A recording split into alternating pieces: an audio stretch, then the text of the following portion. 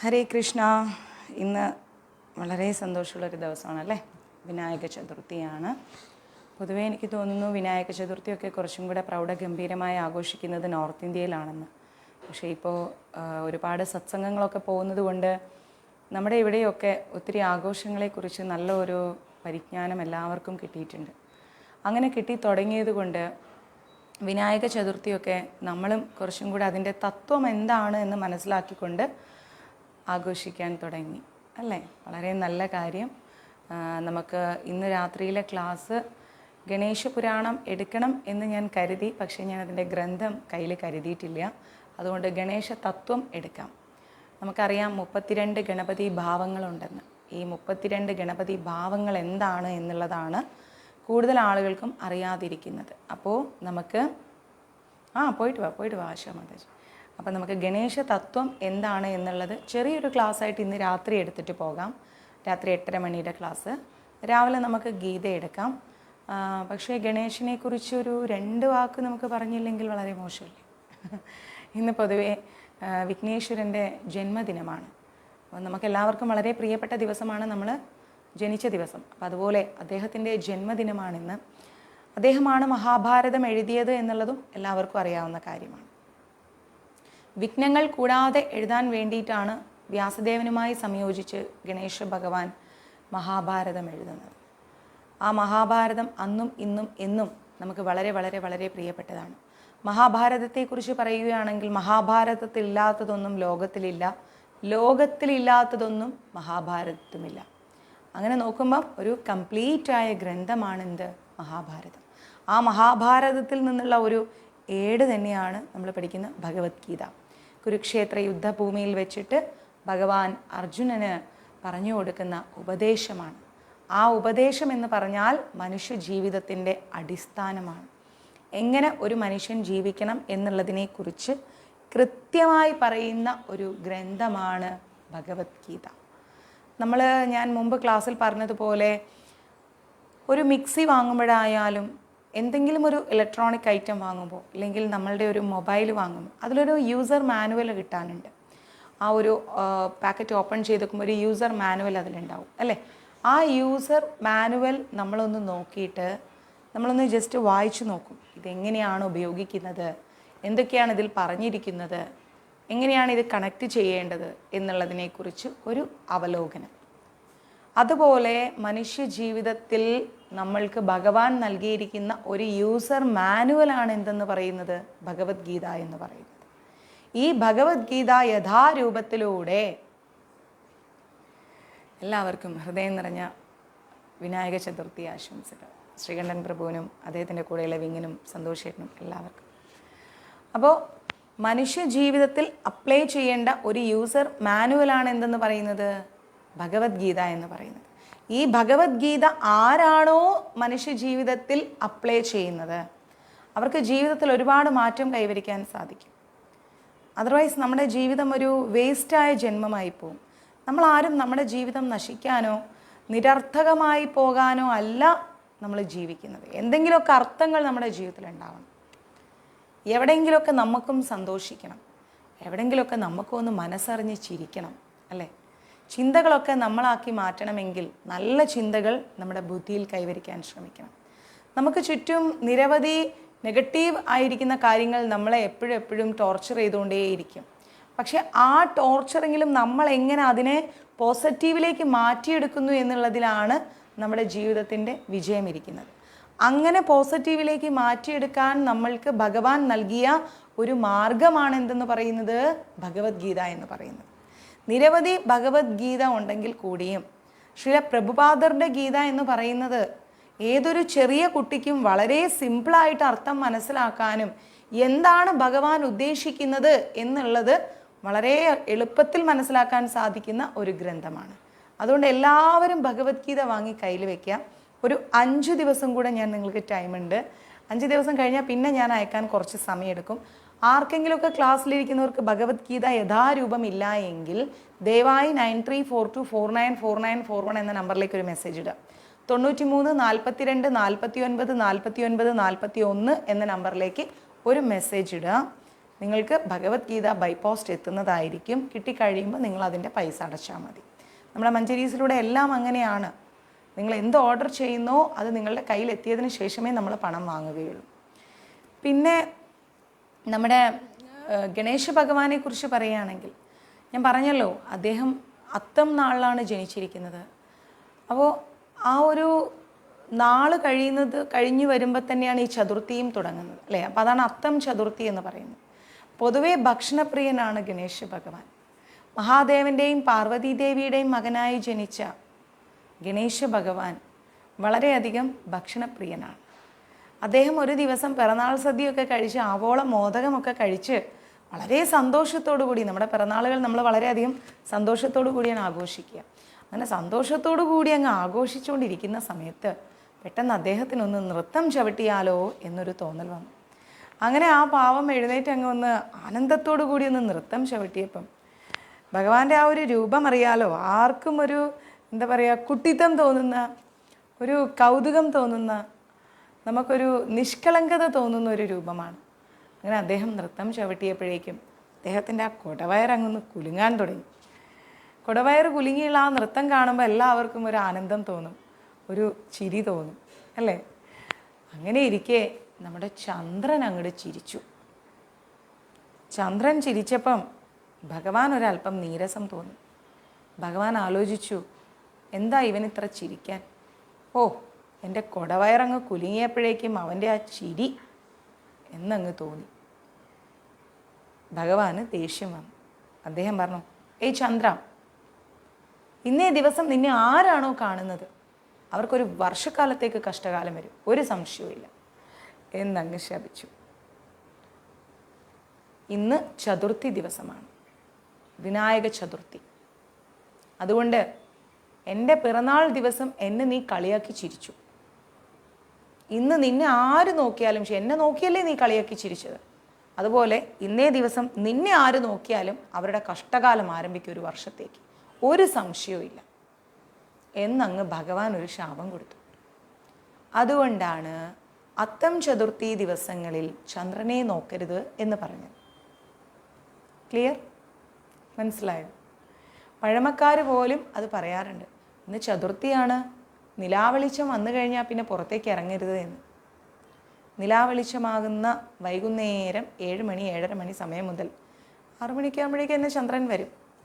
ചന്ദ്രനെ നോക്കിക്കഴിഞ്ഞാൽ ഉറപ്പായും ചീത്ത പേരുകൾ, സംശയമില്ല. കാരണം പറഞ്ഞിരിക്കുന്നത് ഗണേശ് ഭഗവാനാണ്. അദ്ദേഹം എല്ലാ വിഘ്നങ്ങളും തീർക്കുന്ന വ്യക്തിയാണ്. മനസ്സിലായില്ലേ? സാക്ഷാൽ ഭഗവാൻ പോലും അദ്ദേഹത്തിന് പ്രഥമ പൂജനീയൻ, അഗ്രപൂജനീയൻ എന്നുള്ള ഒരു സ്ഥാനം കൊടുത്തിട്ടുണ്ട്. ഗണപതി ഭഗവാൻ എന്ത് നൽകിയിട്ട് തുടങ്ങുന്ന സംരംഭമായാലും ശരി, ആ സംരംഭം വിജയിക്കും. അതാണല്ലോ നമ്മൾ വീടൊക്കെ വെക്കുന്ന സമയത്തും നമ്മൾ എന്ത് പൂജ ചെയ്യുന്ന സമയത്താണെങ്കിലും എവിടെയാണെങ്കിലും ഗണപതി ഭഗവാന് ഒരു പൂജ കൊടുക്കും, എന്നിട്ടേ നമ്മൾ മറ്റ് പൂജാതി കർമ്മങ്ങളിലേക്ക് കടക്കുകയുള്ളൂ. അപ്പം ഇന്നേ ദിവസം മാക്സിമം എന്ത് ചെയ്യാം? ഭഗവാന് കൂവളമാല സമർപ്പിക്കുക, മോദകം സമർപ്പിക്കുക, ഗണപതി പൂജ സമർപ്പിക്കുക, ഗണപതി ഹോമം സമർപ്പിക്കുക. ഇന്നേ ദിവസം വളരെ വളരെ വിശിഷ്ടമാണ്. ഇന്നേ ദിവസം നമ്മൾ എന്തെല്ലാം ഭഗവാന് ചെയ്യുന്നുവോ അതെല്ലാം നമ്മുടെ ജീവിതത്തിലെ വിഘ്നങ്ങൾ അകറ്റാനുള്ള ഏറ്റവും നല്ലൊരു വഴിയാണ്. അതുകൊണ്ട് മാക്സിമം ഇന്ന് എല്ലാവരും ഗണപതി ഭഗവാനെ നന്നായി പ്രാർത്ഥിക്കുക. ജീവിതത്തിലെ സർവ്വ വിഘ്നങ്ങളും മാറ്റിത്തരണേ എന്ന് ഭഗവാനോട് യാചിക്കുക, അപേക്ഷിക്കുക. കടമ തീർക്കാനാവരുത് ക്ഷേത്ര ദർശനം. ഇന്ന് വിനായക ചതുർത്ഥിയാണ്, അപ്പം ഞാൻ അമ്പലത്തിൽ പോയില്ല എന്നൊരു പരാതി വേണ്ട. അത്തം ചതുർത്ഥി അതെന്നെ, അപ്പം അമ്പലത്തിൽ പോയില്ല എന്നൊരു പരാതി വേണ്ട എന്ന് പറഞ്ഞുകൊണ്ട്, അല്ലെങ്കിൽ ഇന്ന് പോയി എനിക്ക് എല്ലാ അനുഗ്രഹങ്ങളും വേണം എന്നുള്ള മനോഭാവത്തോടു കൂടിയൊന്നും ക്ഷേത്ര ദർശനം നടത്തരുത്. ഓരോ തീർത്ഥാടനവും നമ്മൾ എന്താ ചെയ്യുന്നത്? തീർത്ഥങ്ങളിൽ ആടിക്കൊണ്ട് വരികയാണ്. നമ്മൾ കുളിക്കുന്തോറും നമുക്ക് എന്താ സംഭവിക്കുക? ഫ്രഷ്നെസ് കൂടും, നമ്മുടെ ശരീരത്തിലെ സമസ്ത അഴുക്കുകളും അങ്ങ് പോയി കിട്ടും. തീർത്ഥങ്ങളിൽ ആടിക്കൊണ്ടുള്ള ആ തീർത്ഥാടനം എത്ര മനോഹരമായിരിക്കും. അപ്പോൾ ചോദിക്കും, മാതാജി എല്ലാ ക്ഷേത്രങ്ങളിലും കുളമൊന്നും ഇല്ലല്ലോ, എല്ലായിടത്തും കുളിക്കുന്നില്ലല്ലോ. എല്ലാ ക്ഷേത്രങ്ങളിലും തീർത്ഥം നമ്മൾ സേവിക്കുന്നുണ്ട്. ആ തീർത്ഥം നമ്മൾ കഴിക്കുന്നു, തീർത്ഥം നമ്മൾ ആടുന്നു, ഇല്ലേ? ഇങ്ങനെ ചെയ്യാറില്ലേ നമ്മൾ തലയിൽ? നമ്മൾ ശിരസിൽ അത് കൊള്ളുകയാണ്. അങ്ങനെ തീർത്ഥങ്ങളാൽ ആടിക്കൊണ്ട് ശരീരത്തിലും മനസ്സിലും ഇരിക്കുന്ന എല്ലാ നെഗറ്റീവ്സിനെയും പുറന്തള്ളിക്കൊണ്ട് ഓരോ കാൽവെപ്പുകളും ഈശ്വര ചിന്തയിലേക്ക് മാറിക്കൊണ്ട് നമ്മുടെ ജീവിതത്തെ ഒരു അർത്ഥവത്താക്കി മാറ്റും. അങ്ങനെയുള്ള ഏറ്റവും നല്ലൊരു ദിവസമായി ഇന്നത്തെ ദിവസം മാറട്ടെ. എല്ലാവരും ഭഗവാനെ ഹൃദയം കൊണ്ട് പ്രാർത്ഥിക്കുക. ഇന്ന് ഗണേശ സഹസ്രനാമം എല്ലാവർക്കും ഞാൻ അയച്ചു തന്നിട്ടുണ്ട്, അല്ലേ? ഇന്നത്തെ ദിവസം ഗണേശ സഹസ്രനാമം നിർബന്ധമായിട്ടും ജപിക്കണം. എല്ലാവർക്കും ഞാൻ ഗണേശ സഹസ്രനാമം അയച്ചു തന്നിട്ടുണ്ട്. അപ്പോൾ എല്ലാ 13 സഹസ്രനാമങ്ങൾ മഞ്ജരീസിലൂടെ എല്ലാവരുടെ കൈകളിലേക്കും ഞാൻ എത്തിച്ചിട്ടുണ്ട്. പറയുന്ന ദിവസങ്ങൾ ആ സഹസ്രനാമം എടുക്കുക, ജപിക്കുക. അതിൻ്റെ അനുഗ്രഹം ഒന്ന് വേറെ തന്നെയാണ്.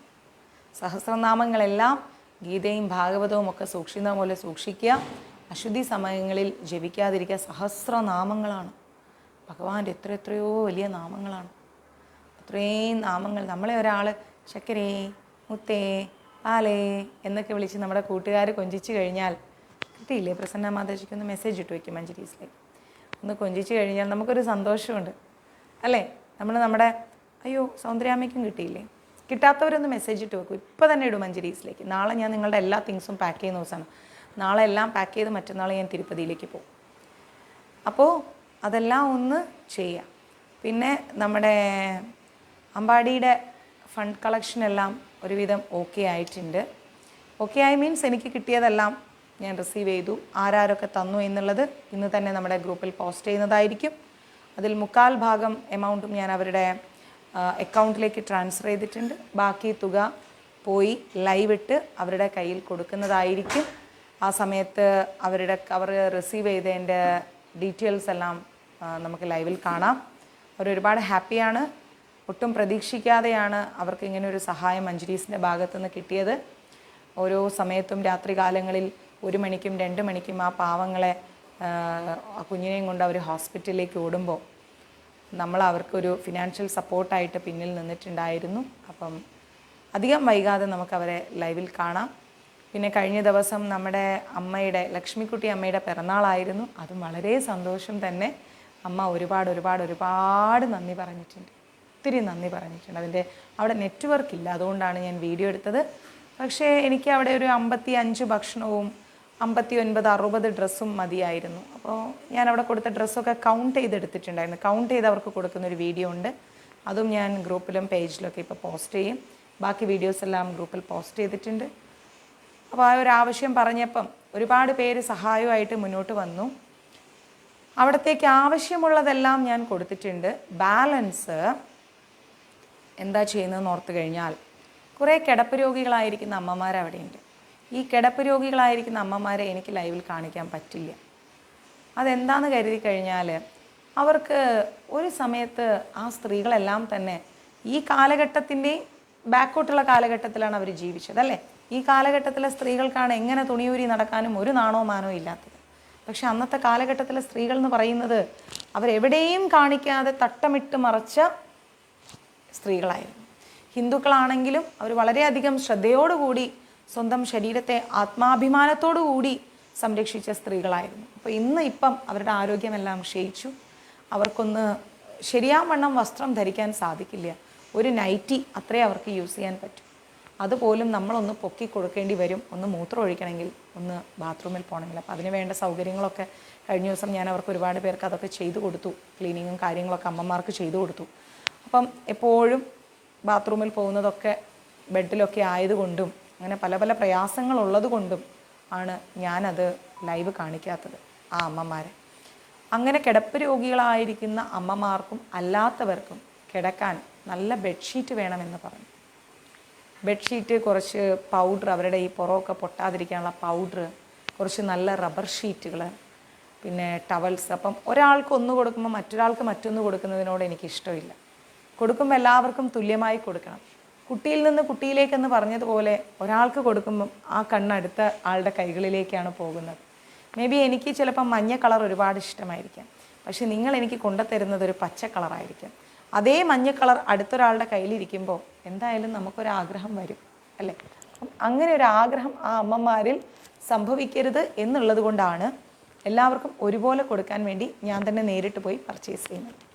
അപ്പം അതുകൊണ്ട് അവർക്കുള്ള ബെഡ്ഷീറ്റും തലയിണ കവറും ടവൽസും അങ്ങനെയുള്ള കാര്യങ്ങളൊക്കെ കുറച്ചധികം എനിക്ക് പർച്ചേസ് ചെയ്യേണ്ടിയിരിക്കുന്നു. അതാണ് നമ്മളിപ്പം ഓണത്തിന് കൊടുക്കുന്നത്. സാരിയും സെറ്റും കൊണ്ടൊന്നും എടുത്തിട്ട് ഈ അമ്മമാരെവിടെയും പോകാൻ പോണില്ല. അവർക്ക് കൊടുക്കാനുള്ള ആരോഗ്യവും ഇല്ല. നൈറ്റിയാണ് അവർ കൂടുതൽ യൂസ് ചെയ്യുന്നത്. ഒരു 57-59 നൈറ്റിയോളം കഴിഞ്ഞ ദിവസം നമ്മൾ അവർക്ക് കൊടുത്തു. അതവർക്ക് ഒരുപാട് സന്തോഷമായിട്ടുണ്ട്. പിന്നെ അവിടെയുള്ള കുറച്ച് അവരെ നോക്കുന്ന സ്ത്രീജനങ്ങൾക്കൊക്കെ കൊടുത്തു. പൊതുവേ പറഞ്ഞാൽ ലക്ഷ്മിക്കുട്ടി അമ്മയുടെ പിറന്നാൾ വളരെ സന്തോഷം. പിറന്നാൾ ദിവസം ആരുടെയൊക്കെ കോൺട്രിബ്യൂഷൻസാണ് ഞാൻ എടുത്തത് എന്നുള്ളത് പോസ്റ്റ് ചെയ്യും. ഇനി ആരൊക്കെയാണ് സഹായിച്ചിരിക്കുന്നത് എന്നുള്ളതും ഗ്രൂപ്പിൽ പോസ്റ്റ് ചെയ്യും. ആ സഹായിച്ചിരിക്കുന്ന കൊടുക്കാത്തവരുടേത് നേരെ ഞാൻ എടുത്തിട്ട് എന്താ ചെയ്യുന്നത്, ഓണത്തിലേക്ക് മാറ്റുക. ഓക്കെ, ഓണത്തിലേക്ക് അത് മതിയാവില്ല. കാരണം 2 കൂട്ടം പായസം വെച്ചിട്ട് സദ്യയും കൊടുക്കണം. അതുകൊണ്ട് അതിനും കൂടി വേണ്ടിയുള്ള സഹായം നിങ്ങൾ നൽകിയാൽ വളരെ സന്തോഷം. ഓണത്തിൻ്റെ അന്ന് തന്നെ ഞാൻ കൊടുക്കുന്നില്ല, തിരുവോണത്തിന് തന്നെ ചെയ്യുന്നില്ല. കാരണം തിരുവോണം എല്ലാവരും ബിസിയാണ്. അത് കഴിഞ്ഞിട്ടുള്ള ഒരു ഓണാഘോഷം അതാണ് നമ്മൾ ചെയ്യുന്നത്. തീർച്ചയായിട്ടും മാതാജി, സിനി മാതാജിയുടെ ഹസ്ബൻഡിൻ്റെയും സിനി മാതാജിയുടെ ഒക്കെ വളരെ അടുത്ത സുഹൃത്തായ ഒരു ഇക്കയുണ്ട്. വളരെ നല്ല മനുഷ്യനാണ്. അദ്ദേഹത്തിൻ്റെ ഓപ്പറേഷനാണിന്ന്. എന്നോട് ദിവ്യ മാതാജി പറഞ്ഞിരുന്നു. ഞാൻ രാവിലെ അമ്പലത്തിൽ പോയപ്പം വളരെയധികം പ്രാർത്ഥിച്ചിട്ടുണ്ട്. സമാധാനമായിരിക്കുക, എല്ലാം നന്മയിലേക്ക് ഭവിക്കുക. നിങ്ങളുടെയൊക്കെ ജീവിതത്തിലെ സമസ്ത വിഘ്നങ്ങളും ഭഗവാൻ മാറ്റിത്തരട്ടെ. ഭഗവാന്റെ പിറന്നാൾ ദിവസം ദയവായി ആരും ആകാശത്തിലെ ചന്ദ്രനെ നോക്കാതിരിക്കുക. ക്ലിയർ? ഇതെല്ലാം കഴിഞ്ഞിട്ട് നമുക്ക് സുനിലേട്ടൻ്റെ വീൽ ചെയറിലേക്ക് കടക്കണം. അതിന് മുൻപേ തിരുപ്പതി അന്നദാനം ഒന്ന് ക്ലോസ് ചെയ്യണം. അതും ആരൊക്കെയാണ് തന്നിരിക്കുന്നതെന്നുള്ളത് ഞാൻ പോസ്റ്റ് ചെയ്യാം. ഇനിയും തിരുപ്പതി അന്നദാനം നൽകാൻ ആരെങ്കിലും താല്പര്യപ്പെടുന്നുണ്ടെങ്കിൽ ദയവായി ഇന്നും നാളെ ആയിട്ട് അയക്കുക. കാരണം നമുക്ക് നീട്ടിക്കൊണ്ടുപോകാൻ പറ്റില്ല. ലാസ്റ്റ് മൊമെൻറ്റിൽ വരുന്ന മെസ്സേജുകൾ നോക്കാനും എനിക്ക് സാധിക്കില്ല. അതുകൊണ്ട് തിരുപ്പതി അന്നദാനത്തിന് ആരെങ്കിലും ഉണ്ടെങ്കിൽ പെട്ടെന്ന് അറിയിക്കുക. ഈ 2 ദിവസത്തിനുള്ളിൽ നിങ്ങളുടെ സാധനങ്ങൾ പാക്ക് ചെയ്ത് കഴിയുമ്പം പാക്കിങ് കഴിഞ്ഞ് അമ്പാടിയുടെ കാര്യം ഒന്ന് സെറ്റിൽ ചെയ്തിട്ട് ഞാൻ നേരെ തിരുപ്പതിയിലേക്കാണ്. അപ്പം തിരുപ്പതി അന്നദാനം ഉണ്ടെങ്കിൽ വേഗം അറിയിക്കുക. ഓക്കെ, അപ്പോൾ എല്ലാം ഓക്കെ ആണല്ലോ?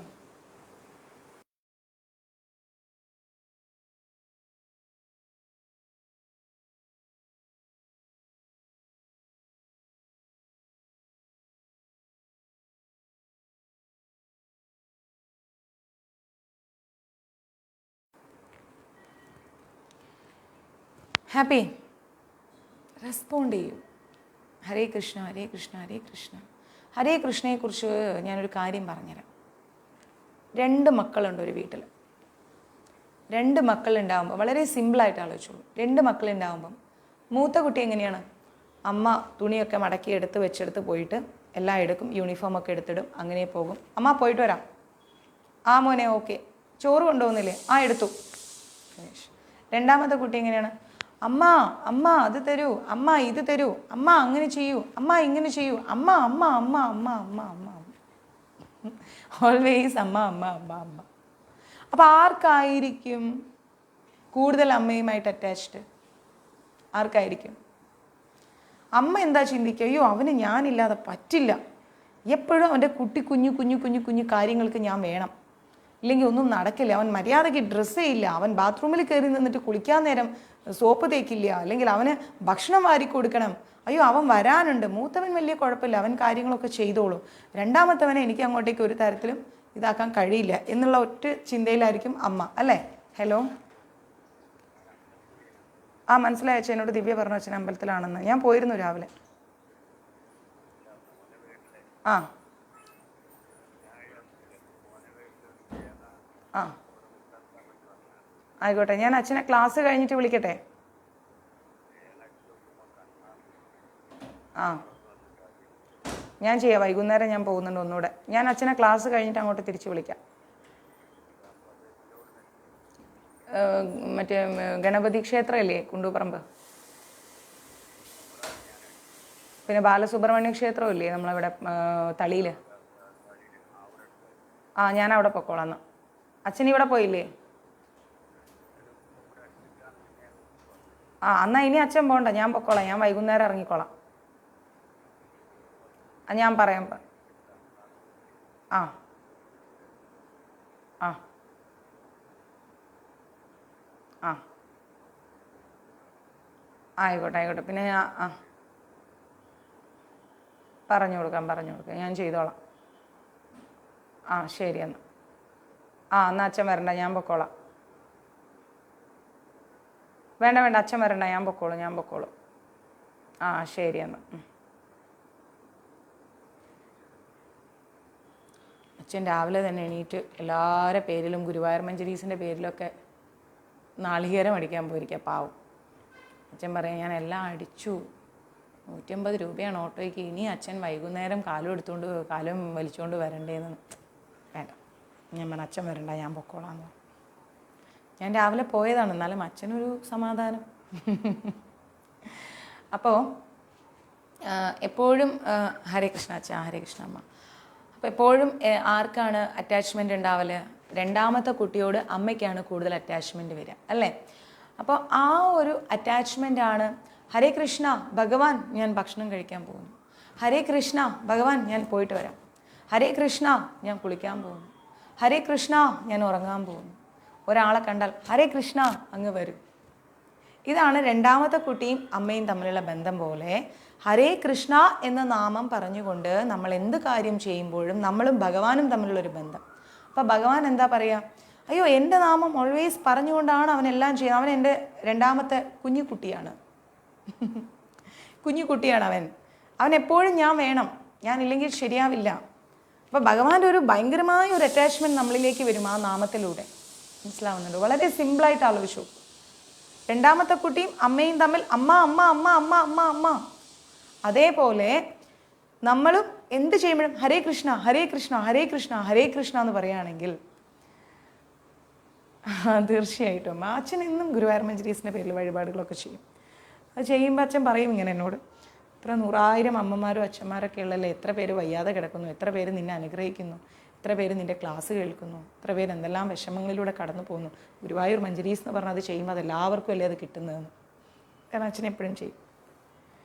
അപ്പോൾ എന്താ പറയുക, എപ്പോഴും നമ്മളിങ്ങനെ ഹരേ കൃഷ്ണ ഹരേ കൃഷ്ണ ഹരേ കൃഷ്ണ എന്നുള്ള ഈ നാമം പറഞ്ഞുകൊണ്ടാണ് നമ്മൾ കണക്ട് ചെയ്യുന്നതെങ്കിൽ ഭഗവാൻ എപ്പോഴും ചിന്തിക്കുക, അയ്യോ അവൾക്ക് ഞാനില്ലാതെ പറ്റൂല, അല്ലെ അവന് ഞാനില്ലാതെ പറ്റില്ല, അവൻ എപ്പോഴും എന്നെ വിളിച്ചുകൊണ്ടാണ് കാര്യങ്ങൾ ചെയ്യുന്നത് എന്ന് പറയും, അല്ലേ?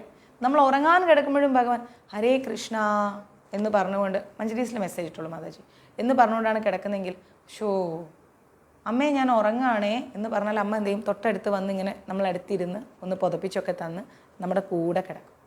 മൂത്ത കുട്ടി അവൻ ഉറങ്ങിക്കോളും, അവൻ കുഴപ്പമില്ല എന്ന് പറയുന്നത് പോലെ. അതാരാണ്? ഉയർന്ന സാത്വിക ഭക്തർ.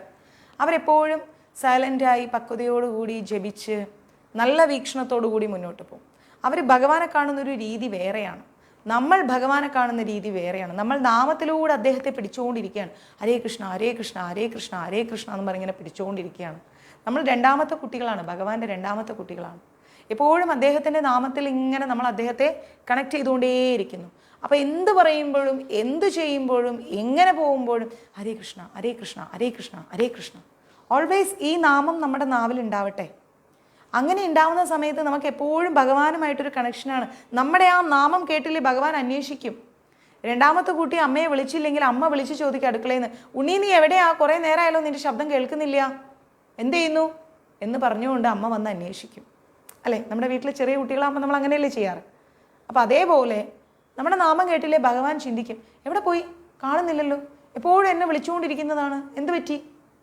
അയ്യോ അവനെ മായ പിടിച്ചു, സാരമില്ല, അത് മാറ്റി കൊടുക്കാൻ ഭഗവാൻ ഇറങ്ങി വരും.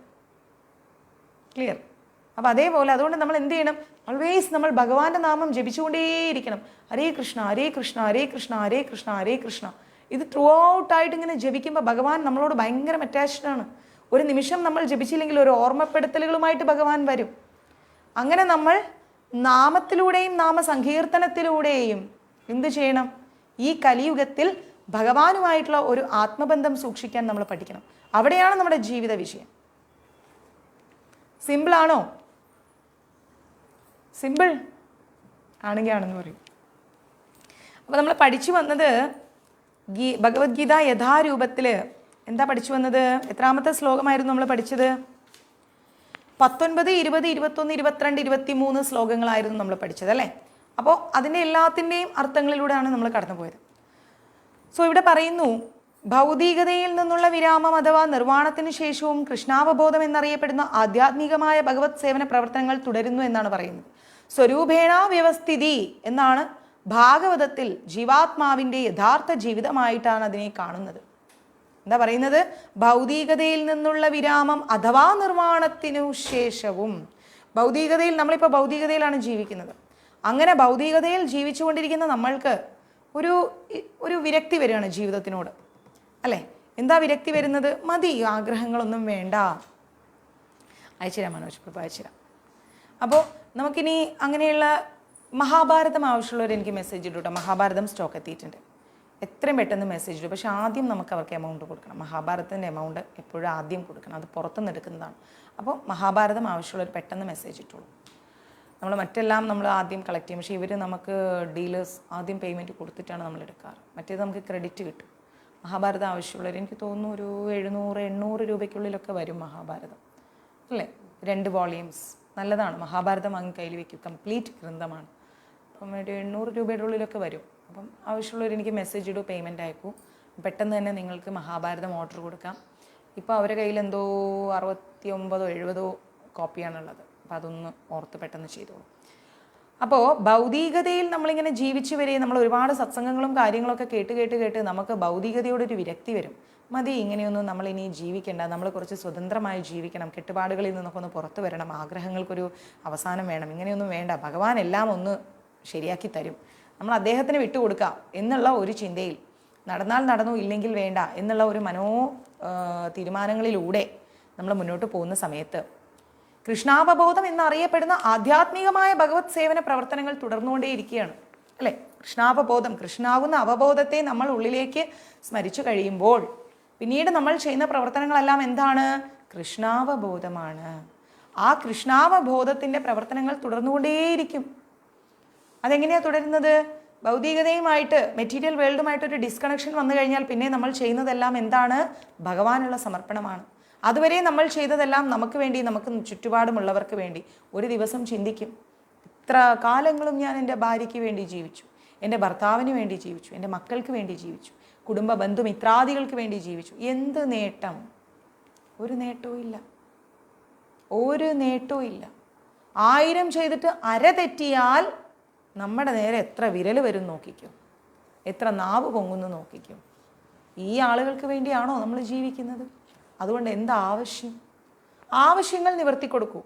ഞാൻ പറയാറില്ലേ, അച്ഛനോടുള്ള കടമ ചെയ്യൂ, അമ്മയോടുള്ള കടമ ചെയ്യൂ, കുട്ടികളോടുള്ള കടമ ചെയ്യൂ, ബന്ധുമിത്രാദികളോടുള്ള കടമ ചെയ്യൂ. ഒന്നും ഓവറായിട്ട് പോണ്ട.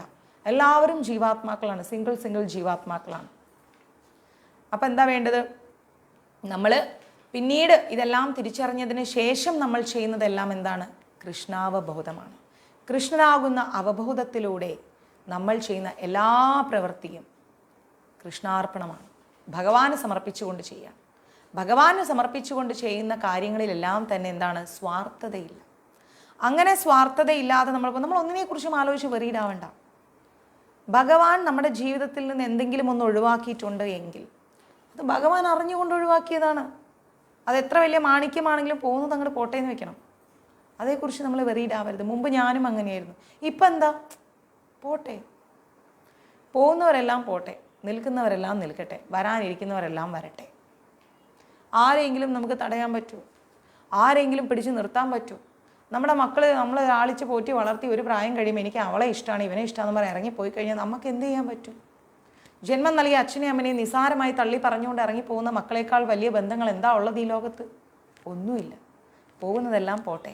ഭഗവാൻ അറിയാതെ നമ്മുടെ ജീവിതത്തിൽ ഒന്നും സംഭവിക്കുന്നില്ല എന്ന ഒരു പൂർണ്ണ ബോധം നമുക്ക് ആദ്യം ഉണ്ടാകണം. നമ്മൾ പ്രതീക്ഷിക്കാതെ ചില കാര്യങ്ങളെല്ലാം ജീവിതത്തിലേക്ക് കടന്നു വരും, ചില വ്യക്തികൾ കടന്നു വരും. ഇതൊക്കെ ഭഗവാന്റെ ലീലകളാണ്. അദ്ദേഹം എന്തൊക്കെയോ പ്ലാൻ ചെയ്യുന്നുണ്ട് അവിടെ ഇരുന്നിട്ട്. ഇന്ന ആൾ വരട്ടെ, ഇന്ന ആൾ പോട്ടെ, ഇന്നത് കിട്ടട്ടെ, ഇന്ന സ്ഥലത്തെത്തട്ടെ, ഇന്ന കാര്യങ്ങൾ ചെയ്യട്ടെ. അപ്പം അതിനതീതമായി നമ്മൾ പ്രവർത്തിക്കാൻ പോണ്ട. അപ്പം എന്താ പറയുന്നത്? സ്വരൂപേണ വ്യവസ്ഥിതി എന്നാണ് ഭാഗവതത്തിൽ പറഞ്ഞിരിക്കുന്നത്. ജീവാത്മാവിൻ്റെ യഥാർത്ഥ ജീവിതമായിട്ടാണ് അതിനെ കാണുന്നത്. അതുവരെ ജീവാത്മാവ് ജീവിക്കുന്നത് എന്താണ്? സത്യം വഹാ ധർമ്മം ചര. തീർച്ചയായിട്ടും അതുവരെ ജീവാത്മാവ് ജീവിക്കുന്നത് എങ്ങനെയാണ്? അവരവരുടേതായ ആവശ്യങ്ങൾ മുൻനിർത്തിക്കൊണ്ടാണ്. നമ്മൾ നമ്മുടെ കാര്യം നോക്കിക്കൊണ്ടാണ് ജീവിക്കുന്നത്. കൃഷ്ണാവബോധം ഉള്ളിൽ വന്നു കഴിഞ്ഞാൽ എന്താ ഉണ്ടാവുക? പിന്നെ നമ്മളെല്ലാം ഭഗവാന് വേണ്ടിയിട്ടുള്ള ജീവിതമായി. ഭഗവാനോടൊപ്പം ഭഗവാൻ എന്തു പറയുന്നു അങ്ങനെ ജീവിക്കുമ്പോൾ പലപ്പോഴും നമ്മൾ തെറ്റുകാരാവാം. തീർച്ചയായിട്ടും തെറ്റുകാരാവാം. നമ്മൾ മറ്റുള്ളവരെ കണ്ണിൽ വലിയ അപരാധികളായി മാറും, ക്രൂരന്മാരായി മാറും, സ്നേഹമില്ലാത്തവരായി മാറും, സ്വാർത്ഥ മനോഭാവമുള്ളവരായി മാറും. ആയിക്കോട്ടെന്നേ, തിരുത്താൻ പോകണ്ട. കാലം തിരുത്താത്തതായിട്ട് ഒന്നുമില്ല. ഞാൻ അങ്ങനെയാണ് ഇപ്പോൾ വിശ്വസിക്കാറ്. കാലം തിരുത്താത്തതായിട്ട് ഒന്നുമില്ല. ഏതൊരു കാര്യം ഉണ്ടെങ്കിലും ഒരു ദിവസം ഭഗവാൻ അത് തിരുത്തി തരും. സാക്ഷാൽ ഭഗവാൻ പോലും കക്കാണ്ട് കള്ളൻ എന്ന പേര് വാങ്ങിയിട്ടുണ്ട്. ജനിച്ച സമയം തന്നെ അമ്മയും അച്ഛനെയും വിട്ടിട്ട് പോകേണ്ടി വന്നിട്ടുണ്ട്. വളർന്ന സാഹചര്യത്തിൽ ഒരു ദിവസം പോലും സമാധാനമില്ലാതെ ജീവിക്കേണ്ടി വന്നിട്ടുണ്ട്. ചെയ്യാത്ത തെറ്റുകൾക്ക് ഒരുപാട് അപരാധങ്ങൾ ഏറ്റുവാങ്ങിയിട്ടുണ്ട് അല്ലേ? അപ്പോഴും അദ്ദേഹം അതൊരു പുഞ്ചിരി കൊണ്ട് നേരിട്ടിട്ടുണ്ട്. എവിടെയും അദ്ദേഹം തിരുത്താൻ പോയിട്ടില്ല. അദ്ദേഹത്തിനൊപ്പമുണ്ടായിരുന്നവർ പോലും അദ്ദേഹത്തെ ഉപേക്ഷിച്ചിട്ടുണ്ട്. കുറ്റക്കാരൻ എന്ന് പറഞ്ഞിട്ടുണ്ട്. വാഴ്ത്തിപ്പാടിയ നാവുകൾ തന്നെ കള്ളൻ എന്ന് പറഞ്ഞിട്ടുണ്ട്. അപ്പോൾ നമ്മൾ എന്താ വേണ്ടത്? നമ്മളെല്ലാം ഈശ്വരന് വിട്ടുകൊടുക്കുക. ഈശ്വരന് വിട്ടിട്ട് ഈശ്വരനുമായിട്ട് മുന്നോട്ട് പോവാം. അതാണ് നമുക്ക് വേണ്ടത്. നമ്മളെ വേണ്ട എന്ന് തോന്നുന്നിടത്ത് നിന്ന് നമ്മൾ പിന്മാറാൻ പഠിക്കണം. നമ്മൾ ഭഗവാനുമായിട്ടൊരു ആത്മബന്ധം സൂക്ഷിക്കണം. ഭഗവാൻ ഒരിക്കലും നമ്മളെ എന്ത് ചെയ്യില്ല? കൈവിടില്ല. മനസ്സിലായില്ലേ? ഒരിക്കലും ഭഗവാൻ കൈവിടില്ല. ആരൊക്കെ ഈ ലോകത്തിൽ കൈവിട്ടാലും ശരി, ഭഗവാൻ നമ്മളെ കൈവിടില്ല. ആ ഒരു ഉത്തമമായ ബോധ്യം നമുക്കുണ്ടാവണം. എങ്കിലാണ് നമ്മുടെ ജീവിതം പൂർണ്ണതയിലേക്ക് എത്തുന്നത്. അപ്പോൾ അതുവരെ നമ്മൾ ജീവിച്ചത് നമുക്ക് വേണ്ടിയാണ്. തീർച്ചയായിട്ടും അദ്ദേഹമാണ് ഏറ്റവും വലിയ മോട്ടിവേറ്റർ. അതുവരെ നമ്മൾ ജീവിക്കുന്നത് നമുക്കും നമ്മുടെ ബന്ധുമിത്രാദികൾക്കും വേണ്ടിയിട്ടാണ്. പക്ഷേ എപ്പോഴാണോ നമ്മൾ അതെല്ലാം വിട്ടിട്ട് ഭഗവാന്റെ ബോധത്തിൽ, ഭഗവാനാകുന്ന ആ ഒരു സത്യത്തെ മനസ്സിലാക്കിക്കൊണ്ട് ജീവിക്കുന്നത്, ആ സമയം മുതൽ ശ്രീമദ് ഭാഗവതത്തിൽ പറയുന്നു സ്വരൂപേണ വ്യവസ്ഥിതി എന്ന്. എന്താ പറയുന്നത്? പിന്നീടുള്ളതാണ് ജീവിതം, യഥാർത്ഥ ജീവിതം. ഓക്കെ രമണൻ, പിന്നീടുള്ള ജീവിതമാണ് യഥാർത്ഥ ജീവിതം. നമ്മൾ നമ്മുടെ ബന്ധുമിത്രാദികൾക്ക് വേണ്ടിയിട്ടൊക്കെ ഒരുപാട് കഷ്ടപ്പെട്ട് ഓടി നടന്ന് ജീവിച്ചിട്ട് ഫലം കിട്ടാതെ വരുമ്പോൾ കിട്ടുന്ന ഒരു ഏകാന്തമായിരിക്കുന്ന അവസ്ഥ, ആ അവസ്ഥയിൽ നിന്നുള്ള തിരിച്ചറിവിലൂടെ ജീവിക്കുന്ന ജീവിതമാണ് യഥാർത്ഥ ജീവിതം ഒരു ജീവാത്മാവ് അനുഭവിക്കുന്നത്. ഭൗതിക സ്പർശത്താൽ മലിനമായിരിക്കുന്ന ആധ്യാത്മിക ജീവിതത്തിൻ്റെ സ്ഥിതിയാണ് വ്യാമോഹം. ഭൗതിക സ്പർശത്താൽ, അതായത് ഈ ലോകത്തിലുള്ള ആഗ്രഹങ്ങൾക്ക് പിന്നാലെ പോയിക്കൊണ്ട് ജീവിക്കുമ്പോൾ മനസ്സിൽ ഒരുപാട് മലിനതകൾ വരും. ദേഷ്യം, വാശി, വെറുപ്പ്, വിദ്വേഷം, അങ്ങനെ ഒരുപാട് മലിനമായ ഒരു അവസ്ഥ വരും നമ്മുടെ മനസ്സിൽ. ആ മലിനമായിരിക്കുന്ന ആധ്യാത്മിക ജീവിതത്തിൻ്റെ സ്ഥിതിയെ, നമ്മുടെ ആധ്യാത്മിക ജീവിതത്തിൻ്റെ സ്ഥിതിനെയാണ്, അതായത് ഭഗവാനോട് അടുക്കാനുള്ള നമ്മുടെ മനസ്സിനെയാണ് ഭൗതികതയിലുള്ള ആഗ്രഹങ്ങൾ നശിപ്പിക്കുന്നത്. അതിനെയാണ് നമ്മൾ വ്യാമോഹമല്ലെങ്കിൽ മായ എന്ന് പറയുന്നത്. മനസ്സിലാവുന്നുണ്ടോ? ആ മായയിൽ നിന്നാണ് നമ്മൾ പുറത്തു വരേണ്ടത്. ഒരിക്കലും നമുക്ക് ഭൗതികമായിരിക്കുന്ന ആഗ്രഹങ്ങൾ അധികം പാടില്ല. നമ്മളെപ്പോഴും ഭൗതികമായിരിക്കുന്ന ആഗ്രഹങ്ങൾക്ക് പിന്നാലെ പോയി ജീവിക്കും. ആ ജീവിതം അവസാനം നമ്മൾ എന്താ മനസ്സിലാക്കുക? ഇതൊന്നും സത്യമായിരുന്നില്ല. നമ്മളെ എല്ലാവരും യൂട്ടിലൈസ് ചെയ്തു. അങ്ങനെ പറയാത്ത, ജീവിതത്തിൽ അത് പറയാത്ത ഒരു നാവെങ്കിലും ഇല്ല. എല്ലാവരും നമ്മളെ ഉപയോഗിച്ചു, പല തരത്തിൽ ഉപയോഗിച്ചു അല്ലേ? അവസാനം ഒരു കറിവേപ്പില പോലെ ആയി കഴിയുമ്പോൾ നമുക്ക് മനസ്സിലാവും എന്തിനു വേണ്ടിയായിരുന്നു ഇത്ര നാളും ഓടിയത്, ആർക്ക് വേണ്ടി? ആരെയാണോ ഞാൻ ചേർത്ത് പിടിച്ചത് അവർ തന്നെ എന്നെ കൊണ്ടുപോയി അകറ്റി നിർത്തി. അപ്പം ആ ചിന്തയിൽ നിന്ന് പുറത്തു വന്നു കഴിഞ്ഞാൽ വ്യാമോഹത്തിൽ നിന്നും മായയിൽ നിന്നും നമ്മൾ പുറത്തെത്തിയെന്ന് മനസ്സിലാക്കണം. അതുവരെ നമ്മളൊരു മായാലോകത്തായിരുന്നു. എന്ത് വന്നാലും അവരുണ്ടാകും, എന്ത് വന്നാലും ഇവരുണ്ടാകും എന്ന ഒരു എന്താ പറയുക, വ്യാമോഹം, ഒരു മായ, ആ ഒരു ചിന്ത നമുക്കുണ്ടായിരുന്നു. പക്ഷെ ആ ചിന്ത ഒരു ദിവസം ഈശ്വരൻ തിരുത്തി തരും. എന്ത് വന്നാലും അവരുണ്ടാകും എന്ന ചിന്തയിൽ നിന്ന് എന്ത് വന്നാലും ആരും ഉണ്ടാവില്ല എന്നൊരു ചിന്ത ഭഗവാൻ നമുക്ക് കൊണ്ടുത്തരും. ആ ചിന്തയിൽ നിന്ന് പുറത്തു വന്നു കഴിഞ്ഞാൽ നമ്മൾ യഥാർത്ഥത്തിൽ മായയിൽ നിന്ന് പുറത്തു വന്നു എന്ന് സാരം. ഈ ഭൗതിക മാലിന്യത്തിൽ നിന്നുള്ള മോചനം, അതായത് ഈ ലോകത്തിൽ നിന്നുള്ള നമ്മുടെ മോചനം, ജീവാത്മാവിൻ്റെ മൗലികമായ ശാശ്വത സത്ത നശിക്കുന്നു എന്ന് മാത്രമല്ല എന്നർത്ഥമാക്കുന്നില്ല. ഈ ഭൗതികമായിരിക്കുന്ന ഈ ലോകത്തോടുള്ള അറ്റാച്ച്മെൻറ്റിൽ നിന്ന് നമ്മൾ പുറത്തു വന്നാൽ നമ്മുടെ ജീവിതം നശിച്ചു, നമ്മൾ സന്യാസ ജീവിതത്തിലേക്ക് പോയി എന്നൊന്നും ഇല്ല. അങ്ങനെ ഒരു ചിന്തയേ വരണ്ട. അപ്പോഴാണ് നമ്മുടെ ജീവിതം കംപ്ലീറ്റ് ആവുന്നത്. മനസ്സിലാവുന്നുണ്ട്? നമ്മൾ പറയും ആഗ്രഹങ്ങളിൽ നിന്നെല്ലാം പുറത്തു വന്നു, ഇനി എന്ത്, നാവിന് രുചിയുള്ളതൊന്നും കിട്ടിയില്ലെങ്കിലും കുഴപ്പമില്ല, കിടക്കാനൊരു ചെറിയ സ്ഥലം മതി, എനിക്കിങ്ങനെയൊക്കെ മതി എന്ന് പറഞ്ഞാൽ ആ വ്യക്തിയുടെ ജീവിതം അവിടെ തീരല്ല ചെയ്യുന്നത്, ആ വ്യക്തിയുടെ ജീവിതം അവിടെ ഉയരാണ് ചെയ്യുന്നത്. അപ്പോഴാണ് യഥാർത്ഥത്തിൽ ആ വ്യക്തി ശാശ്വതമായിരിക്കുന്ന, ഒരിക്കലും നശിക്കാത്ത ഒരു സ്ഥാനത്തേക്ക് ആ ജീവാത്മാവ് ഉയർത്തപ്പെടുന്നത്. കൈവല്യം സ്വരൂപാ പ്രതിഷ്ഠ വാജിതീ ശക്തിരിതി എന്ന് പതഞ്ജലിയും ഇതിനെ അനുകൂലിക്കുന്നുണ്ട്. പതഞ്ജലിയിലും പറയുന്നുണ്ട്. കുഴപ്പമില്ല മാതാജി. ഇത് ചിതിശക്തി അല്ലെങ്കിൽ അതീന്ദ്രിയമായിരിക്കുന്ന അവസ്ഥ എന്നാണ് പറയുന്നത്. നമ്മുടെ ഈ മനോഭാവം, ഭൗതികമായിരിക്കുന്ന ലോകത്തിൽ നിന്നും പുറത്തു വരുന്ന നമ്മുടെ ഈ നല്ല ഒരു മനോഭാവം, ആരും കാണില്ല, ഭഗവാൻ മാത്രമേ കാണൂ എന്ന ആ ഒരു നല്ല മനോഭാവത്തെയാണ് നമ്മൾ ചിതിശക്തി, തായാണ്, തറയുടെ തായാണ് കേട്ടോ, ചിതിശക്തി അല്ലെങ്കിൽ അതീന്ദ്രിയമായിരിക്കുന്ന അവസ്ഥ എന്ന് നമ്മൾ മനസ്സിലാക്കുന്നത്. ഇതാണ് യഥാർത്ഥ ജീവിതം. ആനന്ദമയോ ബ്യാസത് എന്ന് വേദാന്ത സൂത്രം പറയുന്നതും ഇതിനെ തന്നെയാണ്. മനസ്സിലാവുന്നുണ്ട്? സ്വാഭാവികമായിരിക്കുന്ന ഈ ഒരു അതീന്ദ്രിയമായിരിക്കുന്ന ആനന്ദമാണ് യോഗയുടെ പരമലക്ഷ്യം. എന്താണ് യോഗയുടെ പരമലക്ഷ്യം? Body shape നിലനിർത്തലല്ല. നമ്മുടെ ജീവിതത്തിൽ നമ്മൾ മുറുകെ പിടിച്ചതൊന്നും കാണില്ല, ഭഗവാൻ മാത്രമേ കാണൂ, അവൻ തരൂടാ, ഭഗവാൻ മാത്രമേ കാണൂ എന്നുള്ള നമ്മുടെ ആ ഒരു ഉറച്ച മനസ്ഥിതിയാണ് എന്തെന്ന് പറയുന്നത്? ചിതിശക്തി, അതീന്ദ്രിയമായിരിക്കുന്ന ഒരവസ്ഥ എന്ന് പറയുന്നത്. ഈ അതീന്ദ്രിയമായ അവസ്ഥയിലൂടെ ഒരു മനുഷ്യൻ കടന്നു പോകുമ്പോൾ ആ വ്യക്തിയുടെ ജീവിതം ശാശ്വതമായ ഒരു സമാധാനത്തിലേക്ക് എത്തുന്നു. ആ വ്യക്തിക്ക് ഉറങ്ങാൻ സാധിക്കും, കഴിക്കുന്ന ഭക്ഷണം രുചിയോടുകൂടി കഴിക്കാൻ സാധിക്കും, മനസ്സറിഞ്ഞ് കഴിക്കാൻ സാധിക്കും, ആ വ്യക്തിക്ക് മനസ്സറിഞ്ഞ് ചിരിക്കാൻ സാധിക്കും. എപ്പോഴാണോ ചുറ്റുപാടുകളുള്ളതെല്ലാം നെഗറ്റീവാണെന്നും മായയാണെന്നുള്ള തിരിച്ചറിവിലൂടെ സാക്ഷാൽ ഗുരുവായൂരപ്പനാണ് ശാശ്വതമായിരിക്കുന്നത് എന്ന ആ ഒരു മനോഭാവം കൈവരിക്കാൻ സാധിക്കുന്നത്, ആ നിമിഷം മുതൽ ആ വ്യക്തി എന്തായി? പെർഫെക്റ്റായി. ഇതിനെയാണ് നമ്മൾ എന്തെന്ന് പറയുന്നത്? ആനന്ദമയോഭ്യാസത് എന്ന് വേദാന്ത സൂത്രം പറയുന്നതും. സ്വാഭാവികമായിരിക്കുന്ന ഈ ഒരു സ്വാഭാവികമായിരിക്കുന്ന ആനന്ദമാണത്. അതാണ് യോഗത്തിൻ്റെ ആത്യന്തിക ലക്ഷ്യം എന്ന് നമ്മൾ മനസ്സിലാക്കേണ്ടത്. ഭക്തിപൂർണമായിരിക്കുന്ന സേവന പ്രവർത്തനങ്ങൾ കൊണ്ട്, അതായത് നമ്മൾ എന്ത് പ്രവർത്തനങ്ങൾ ചെയ്യുമ്പോഴും അത് ഭക്തിയോടുകൂടി ചെയ്യുമ്പോൾ, ഭക്തിയോഗം കൊണ്ട് എളുപ്പത്തിൽ അത് നേടാൻ സാധിക്കും. നമ്മൾ ആ ചെയ്യുന്ന പ്രവൃത്തികൾ എന്ത് തന്നെ ആയാലും, ഒരാൾക്ക് ഭക്ഷണം കൊടുക്കുന്നതായാലും, വീട്ടിലൊരു ഭക്ഷണം ഉണ്ടാക്കുന്നതായാലും, എഴുതുന്നതായാലും, വായിക്കുന്നതായാലും, ഉറങ്ങുന്നതായാലും, എല്ലാത്തിലും ഒരു ഭക്തി വേണം, ഭഗവാനോടുള്ളൊരു സമർപ്പണം വേണം.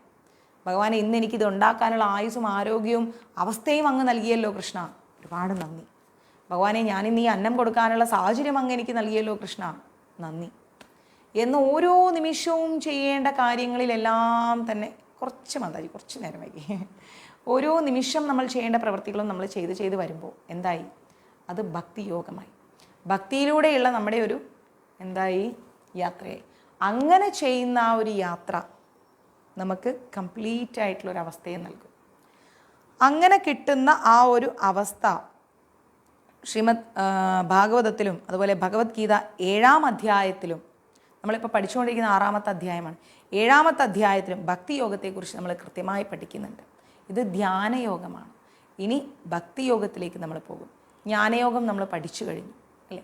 അപ്പോൾ അങ്ങനെ ഭക്തിയോഗത്തിലൂടെ നമ്മൾ പോകുമ്പോൾ നമുക്ക് കുറച്ചും കൂടെ കാര്യങ്ങൾ മനസ്സിലാവും. അത് 7-ാം അധ്യായത്തിലാണ് പറയുന്നത്. ഈ അധ്യായത്തിലൊക്കെ നമ്മൾ പഠിച്ച പോലെ യോഗസിദ്ധാന്ത പ്രകാരം സമാധി 2 തരത്തിലുണ്ടെന്നാണ് പറയുന്നത്. യോഗസിദ്ധാന്ത പ്രകാരം, യോഗസിദ്ധാന്തത്തെ അടിസ്ഥാനമാക്കി നോക്കുകയാണെങ്കിൽ 2 തരത്തിലുള്ള സമാധിയുണ്ട്. സംപ്രജ്ഞാത സമാധി. എന്താണ് സംപ്രജ്ഞാത സമാധി? പിന്നെന്താ പറയുന്നത്? അസംപ്രജ്ഞാത സമാധി. സംപ്രജ്ഞാത സമാധിയും അസംപ്രജ്ഞാത സമാധിയും, അങ്ങനെ 2 സമാധിയെക്കുറിച്ചാണ് ഗീതയിൽ പറയുന്നത്. നമ്മൾ ധ്യാനയോഗത്തിൽ 2 തരത്തിലുള്ള സമാധിയെക്കുറിച്ച് പഠിക്കുന്നുണ്ട്. സംപ്രജ്ഞാത സമാധി, അസംപ്രജ്ഞാത സമാധി. തത്വജ്ഞാനപരങ്ങളായിരിക്കുന്ന പലവിധ ഗവേഷണങ്ങൾ, തത്വജ്ഞാനത്തിലൂടെ, നല്ല ദീർഘമായിരിക്കുന്ന വീക്ഷണങ്ങളിലൂടെ, ഗ്രന്ഥങ്ങളിലൂടെ, തത്വജ്ഞാനത്തിലൂടെയൊക്കെ നമ്മളിങ്ങനെ പോകുമ്പോൾ ഒരു അതീന്ദ്രിയ അവസ്ഥയിലേക്ക് നമ്മൾ എത്തും. ഇപ്പോൾ നമ്മൾ ഗീത പഠിച്ച് വന്നപ്പോൾ നമുക്ക് ഒരുപാട് മാറ്റമുണ്ട് ജീവിതത്തിൽ അല്ലേ? ഒത്തിരി മാറ്റമുണ്ട്. അങ്ങനെ തത്വജ്ഞാനത്തിലൂടെ നമ്മൾ പഠിച്ചു പോകുമ്പോൾ നമ്മുടെ ജീവിതത്തിൽ ഉണ്ടാകുന്നൊരു മാറ്റം, നമ്മൾ എത്തിച്ചേരുന്ന ഒരു അതീന്ദ്രിയമായ അവസ്ഥയുണ്ട്. ഈ ലോകം എന്തൊക്കെ എന്നോട് കാണിച്ചാലും സാക്ഷാൽ ഗുരുവായൂരപ്പൻ്റെ നാമത്തിൽ മാത്രം ഞാൻ ഉറച്ചു നിൽക്കും എന്ന ഒരു കഠിനമായിരിക്കുന്ന മനോഭാവം, നന്മയിലുള്ള ആ ഒരു മനോഭാവം. ഓക്കെ സതി മാതാജി, ആ ഒരു നന്മയില്ലാത്ത, പ്രതികാരമില്ലാത്ത ആ ഒരു മനോഭാവം, അതിനെയാണ് എന്തെന്ന് പറയുന്നത്? സംപ്രജ്ഞാത സമാധി എന്ന് പറയുന്നത്. മനസ്സിലാവുന്നുണ്ട്? അതിനെയാണ് നമ്മൾ തത്വജ്ഞാനപരമായി ഈശ്വരനെ അറിഞ്ഞുകൊണ്ട് ഭൗതികതയിൽ നിന്ന് മോക്ഷം ലഭിക്കാൻ ഒരു വ്യക്തി നേടിയെടുക്കുന്ന ഒരു അതീന്ദ്രിയ അവസ്ഥയാണ് എന്തെന്ന് പറയുന്നത്? സംപ്രജ്ഞാത സമാധി എന്ന് പറയുന്നത്. ഇനി അസംപ്രജ്ഞാത സമാധി എന്ന് പറയുന്നുണ്ട്. എന്താണ് അസംപ്രജ്ഞാത സമാധി? ഭൗതിക സുഖങ്ങളുമായിട്ട് ഒരു ബന്ധവും ഇല്ല. എന്തൊക്കെ പറഞ്ഞാലും ശരി, ഭൗതികമായിരിക്കുന്ന ഒരു കാര്യങ്ങളുമായിട്ട് ഒരു ബന്ധവും ഇല്ല. ഈ അവസ്ഥയിൽ നിൽക്കുമ്പോൾ, ആ അവസ്ഥയിൽ ആരാ നിൽക്കുക? യോഗികളാണ് നിൽക്കുക, ഉയർന്ന ഋഷിവര്യന്മാരാണ് നിൽക്കുക. അങ്ങനെ നിൽക്കുന്ന യോഗികളും ഋഷിവര്യന്മാരും ഒക്കെ ഇന്ദ്രിയജന്യങ്ങളായിരിക്കുന്ന ആ ഒരു ചിന്തയെ, സുഖത്തെ ജയിച്ചിരിക്കും. നമ്മളൊന്നും ഇന്ദ്രിയങ്ങളെ ജയിച്ചിട്ടില്ല.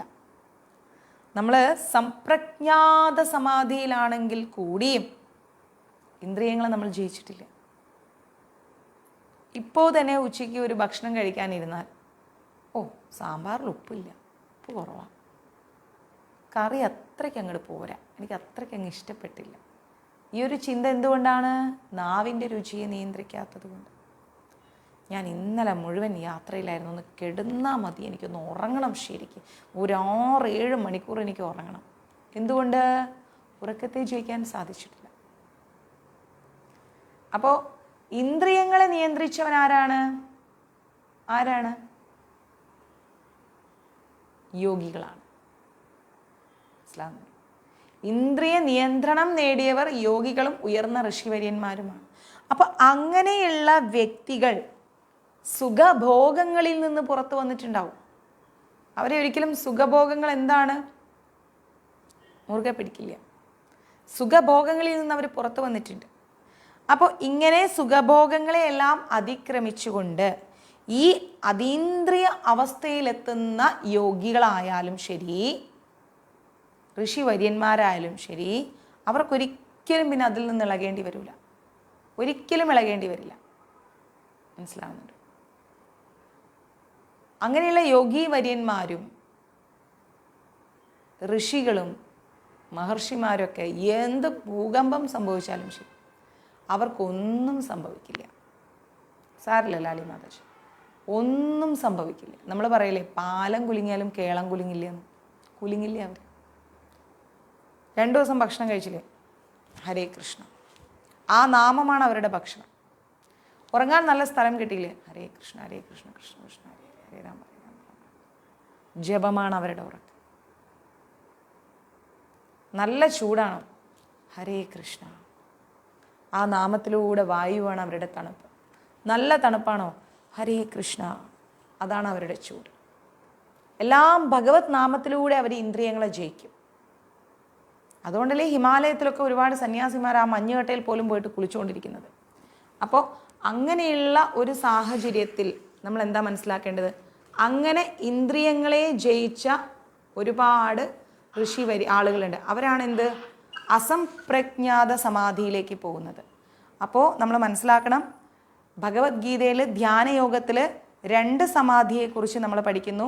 സംപ്രജ്ഞാത സമാധി, അസംപ്രജ്ഞാത സമാധി. ആ അസംപ്രജ്ഞാത സമാധി എന്ന് പറഞ്ഞാൽ നമുക്ക് ഇന്ദ്രിയങ്ങളെല്ലാം ജയിച്ച വ്യക്തികൾ. സംപ്രജ്ഞാത സമാധി എന്ന് പറഞ്ഞു കഴിഞ്ഞാൽ തത്വജ്ഞാനപരമായി ഗ്രന്ഥങ്ങളിലൂടെ നമ്മൾ ഒരു അതീന്ദ്രിയ അവസ്ഥയിലേക്ക് എത്തിയവർ. രണ്ടും മനസ്സിലായല്ലോ? ഈ അതീന്ദ്രിയ അവസ്ഥയിൽ എത്തിക്കഴിഞ്ഞാൽ, അസംപ്രജ്ഞാതമായിരിക്കുന്ന സമാധിയിൽ എത്തിക്കഴിഞ്ഞാൽ ഒരിക്കലും ആ യോഗിക്ക് ഒരിളക്കവും സംഭവിക്കില്ല. അവർ നല്ല കോൺസെൻട്രേഷനോടുകൂടി ഭഗവാനെ ഇങ്ങനെ ധ്യാനിച്ചിരിക്കുകയാണെങ്കിൽ വലിയ വലിയ ഭൂകമ്പങ്ങൾ ഉണ്ടായാലും അവർ ഇളകില്ല. അതാണ് അസംപ്രജ്ഞാത സമാധി എന്ന് പറയുന്നത്. ഇത്രത്തോളം എത്താൻ സാധിക്കാത്തവർക്കും വിജയമില്ല. സംപ്രജ്ഞാത സമാധിയിലും അസംപ്രജ്ഞാത സമാധിയിലും എത്താൻ സാധിച്ചില്ല എങ്കിൽ ജീവിത വിജയമില്ല, പോയി. ഒന്നുകിൽ നമ്മൾ ഗ്രന്ഥങ്ങളിലൂടെ തത്വജ്ഞാനത്തിലൂടെ സംപ്രജ്ഞാത സമാധിയിലെത്തണം, ഇല്ലെങ്കിൽ നമ്മൾ ഇന്ദ്രിയങ്ങളെല്ലാം ജയിച്ച് മനോവികാരങ്ങളെയെല്ലാം നിയന്ത്രിച്ച് അസംപ്രജ്ഞാത സമാധിയിലെത്തണം. ഇത് രണ്ടും ഇല്ലെങ്കിൽ എന്തായി? ജീവിതം വേസ്റ്റാണ്. ഇത് നോക്കിയിട്ട് കാര്യമില്ല. ആ ജീവിതം ഒരിക്കലും ജയിക്കില്ല. പുനർജന്മം ഉറപ്പാണ്. ഇത്രയും മനസ്സിലായോ? എത്ര പേർക്ക് അറിയായിരുന്നു ഭഗവത്ഗീതയിൽ 2 സമാധിയെക്കുറിച്ച് പറയുന്നു എന്ന്? നിങ്ങൾ ഒരുപാട് ഗീത കേട്ടതല്ലേ? ഇനി കുറച്ച് ഫ്രണ്ട്ലി ടോക്ക് വരൂ, പറയൂ, എത്ര പേർക്ക് അറിയായിരുന്നു? ഒരുപാട് ഗീതാ ക്ലാസ് പല സ്ഥലങ്ങളിൽ നിന്നും കേട്ടവരാണ്. എനിക്ക് ചെറിയൊരു ക്യാപ്ഷൻ തരൂ. നമ്മുടെ ഭാഗത്തുമുള്ള പോരായ്മകൾ തീർക്കാൻ വേണ്ടിയാണ്. ഞാൻ എടുക്കുന്ന ഗീതാ ക്ലാസ് നിങ്ങൾക്ക് മനസ്സിലാവുന്നുണ്ടോ? ഇങ്ങനെയുള്ള കാര്യങ്ങളൊക്കെ ഗീതയിലുണ്ട് എന്ന് നിങ്ങൾക്ക് അറിയാമായിരുന്നു? എല്ലാം പോട്ടെ, 2 സമാധികൾ നമ്മൾ ഈ ധ്യാനയോഗത്തിൽ പഠിക്കുന്നുണ്ടായിരുന്നു എന്നുള്ളത് അറിയാമായിരുന്നു?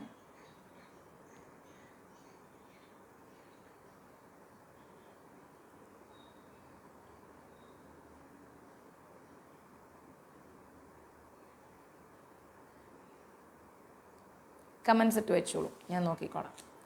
അപ്പോൾ ഇത്രത്തോളം എത്താൻ നമുക്ക് സാധിച്ചിട്ടില്ല എങ്കിൽ കൂടിയും നമ്മൾ എന്താ മനസ്സിലാക്കേണ്ടത്? ഒരല്പമെങ്കിലും നമ്മൾ പ്രാക്ടീസ് ചെയ്യണം.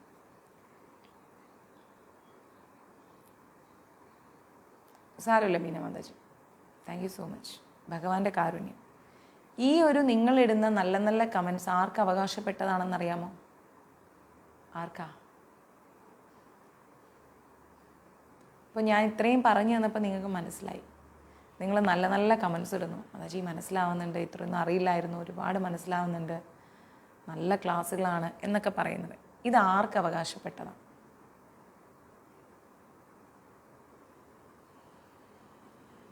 അമ്മൂസ് പറയുമ്പോൾ ശരിക്കും സിമ്പിളായി തോന്നും. തീർച്ചയായിട്ടും ഇത് ആർക്ക് അവകാശപ്പെട്ടതാണ് ഈ കമൻസ്? ഇത് നമ്മൾ വാങ്ങിച്ചു കൊടുക്കുന്നത്, നിങ്ങളുടെ ഇത്രയും നല്ല വാക്കുകൾ വാങ്ങിച്ചു കൊടുക്കുന്നത് ശ്രീല പ്രഭുപാജിക്ക്. ആ പാവം മനുഷ്യനെന്നൊന്നും പറയാൻ പറ്റില്ല. അദ്ദേഹം നമ്മുടെ അപ്പൂപ്പൻ.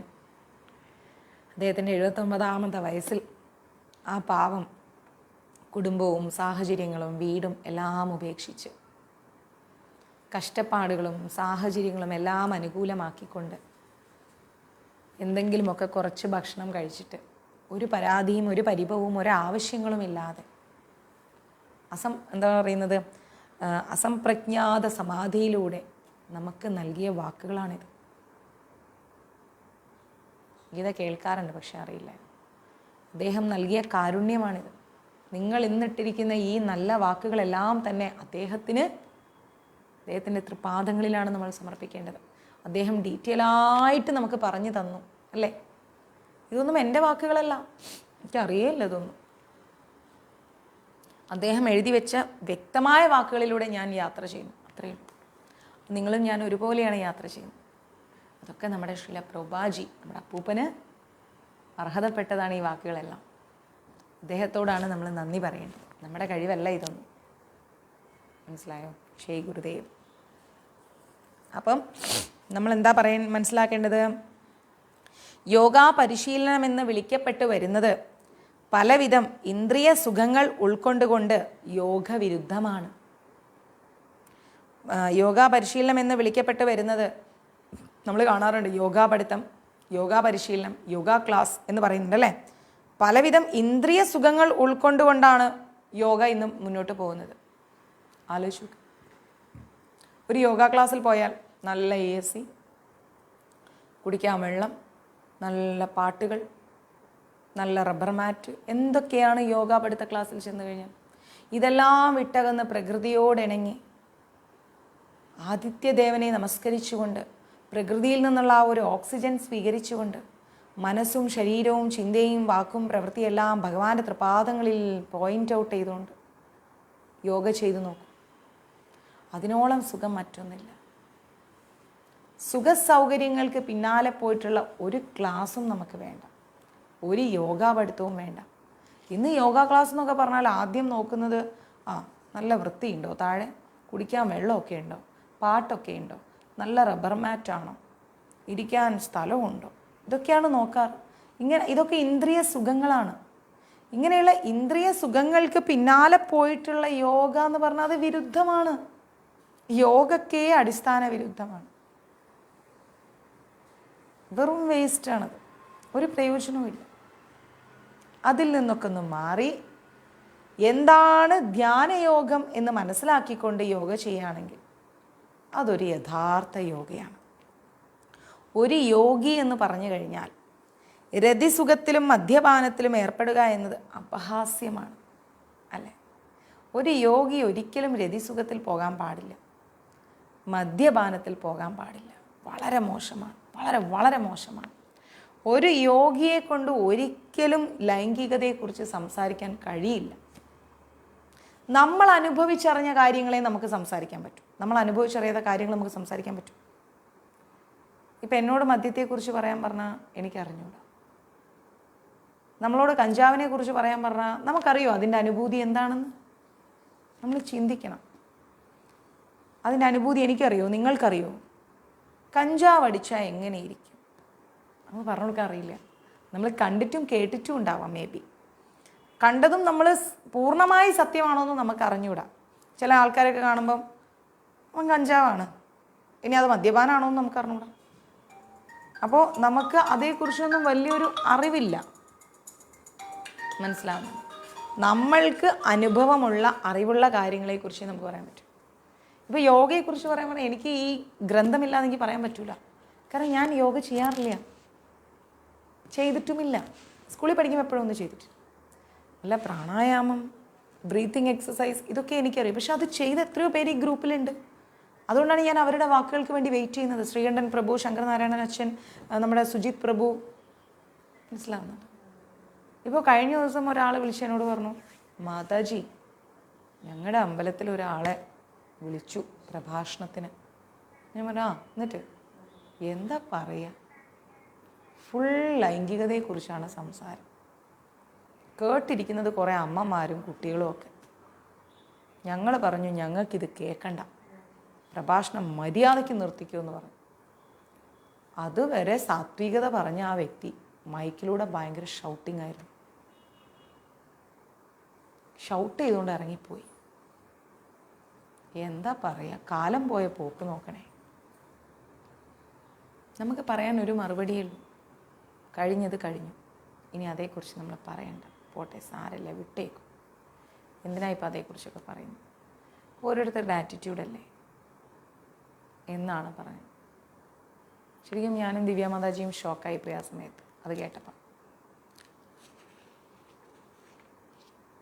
എന്താ മാതാജി ഇങ്ങനെയൊക്കെ? ചോറ്റാനിക്കരയുടെ മണ്ണിൽ വന്നിട്ട് വല്ലാതെ ഫീൽ ചെയ്തു അത് കേട്ടപ്പോൾ. എത്ര നേരം ലൈംഗികതയെക്കുറിച്ച് പറയുന്നത് കേട്ടിരിക്കുന്ന കുട്ടികൾ. ഞങ്ങൾ ഭാഗവതം ഗീതയൊക്കെ കേൾക്കാനാണ് വിളിച്ചു വരുത്തിയത്, കേൾക്കുന്നത് മുഴുവൻ ലൈംഗികത. ഞങ്ങൾ അമ്മമാർ കുട്ടികളൊക്കെ വല്ലാതെ ഷൈയായി. ഞങ്ങൾ എഴുന്നേറ്റങ്ങ് പോയി മാതാജി എന്ന് പറഞ്ഞു. അപ്പോൾ നമ്മൾ കുറേ കൂടി എന്ത് ടോപ്പിക്കാണോ എടുക്കുന്നത്, എന്താണോ പറയുന്നത്, അതേക്കുറിച്ച് ഒന്ന് നമ്മൾ ചിന്തിക്കണം, അല്ലേ? തിങ്ക് ബിഫോർ യു സ്പീക്ക് എന്നൊരു വേർഡുണ്ട്. ചിന്തിക്കുക പറയുന്നതിനേക്കാൾ മുൻപേ.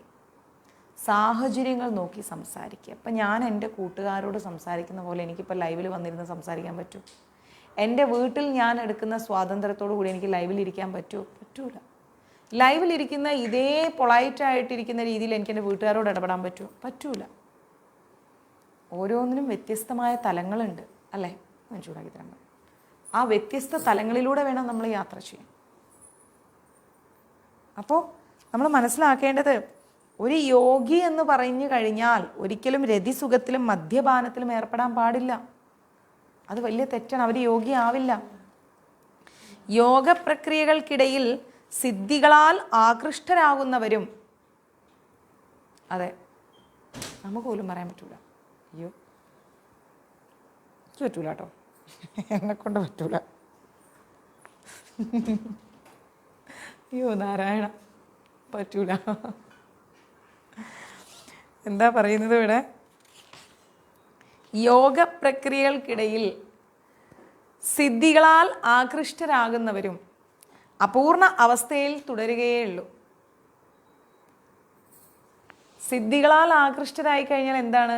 ആ സിദ്ധിയുണ്ട്, ഈ സിദ്ധിയുണ്ട് എന്ന് പറഞ്ഞ് ഈ സിദ്ധികൾക്ക് പിന്നാലെ പോയി കഴിഞ്ഞാൽ ഒരു പൂർണ്ണത കൈവരിക്കാൻ സാധിക്കില്ല. നമ്മൾ എപ്പോഴാണോ ധ്യാനത്തിലും ജ്ഞാനത്തിലും യോഗയിലും ഭക്തിയിലും ഒക്കെ ഒരു പൂർണ്ണതയിലെത്താൻ ആർക്കും പറ്റില്ല, എങ്കിലും അതിൻ്റെ ആ വഴിയിലൂടെ നമ്മൾ പോകുന്നത്, അപ്പോഴാണ് നമുക്ക് ഓരോരോ സിദ്ധികൾ കൈവരിക്കാൻ സാധിക്കുക. സിദ്ധികൾക്ക് പിന്നാലെ പോയി കഴിഞ്ഞാൽ, അതെ നമുക്ക് പറയണ്ട, സിദ്ധികൾക്ക് പിന്നാലെ പോയി കഴിഞ്ഞാൽ പിന്നെ ആ വ്യക്തി വേസ്റ്റാണ്. എനിക്ക് വായുവിൽ നിന്ന് ഇതെടുക്കാൻ സാധിക്കും, എനിക്ക് ഇതെടുക്കാൻ സാധിക്കും, ഞാൻ അങ്ങനെ ചെയ്യും, ഞാൻ അത് കാണിക്കും, ഇതൊന്നും നമ്മളെ കൊണ്ട് പറ്റില്ലെന്നേ. അതാദ്യം മനസ്സിലാവും. ഒരു മനുഷ്യൻ്റെ കഴിവെന്ന് പറയുന്നത് ആ വ്യക്തിയുടെ സാത്വിക മനോഭാവമാണ്. ആ പൂർണ്ണമായ സാത്വികതയിലേക്ക് നമ്മൾ ആരും എത്തിയിട്ടില്ല.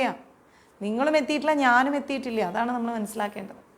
പൂർണ്ണ സാത്വിക കൈവരിക്കാൻ ജപത്തിൻ്റെ കൗണ്ട് കൂടി പോകണം.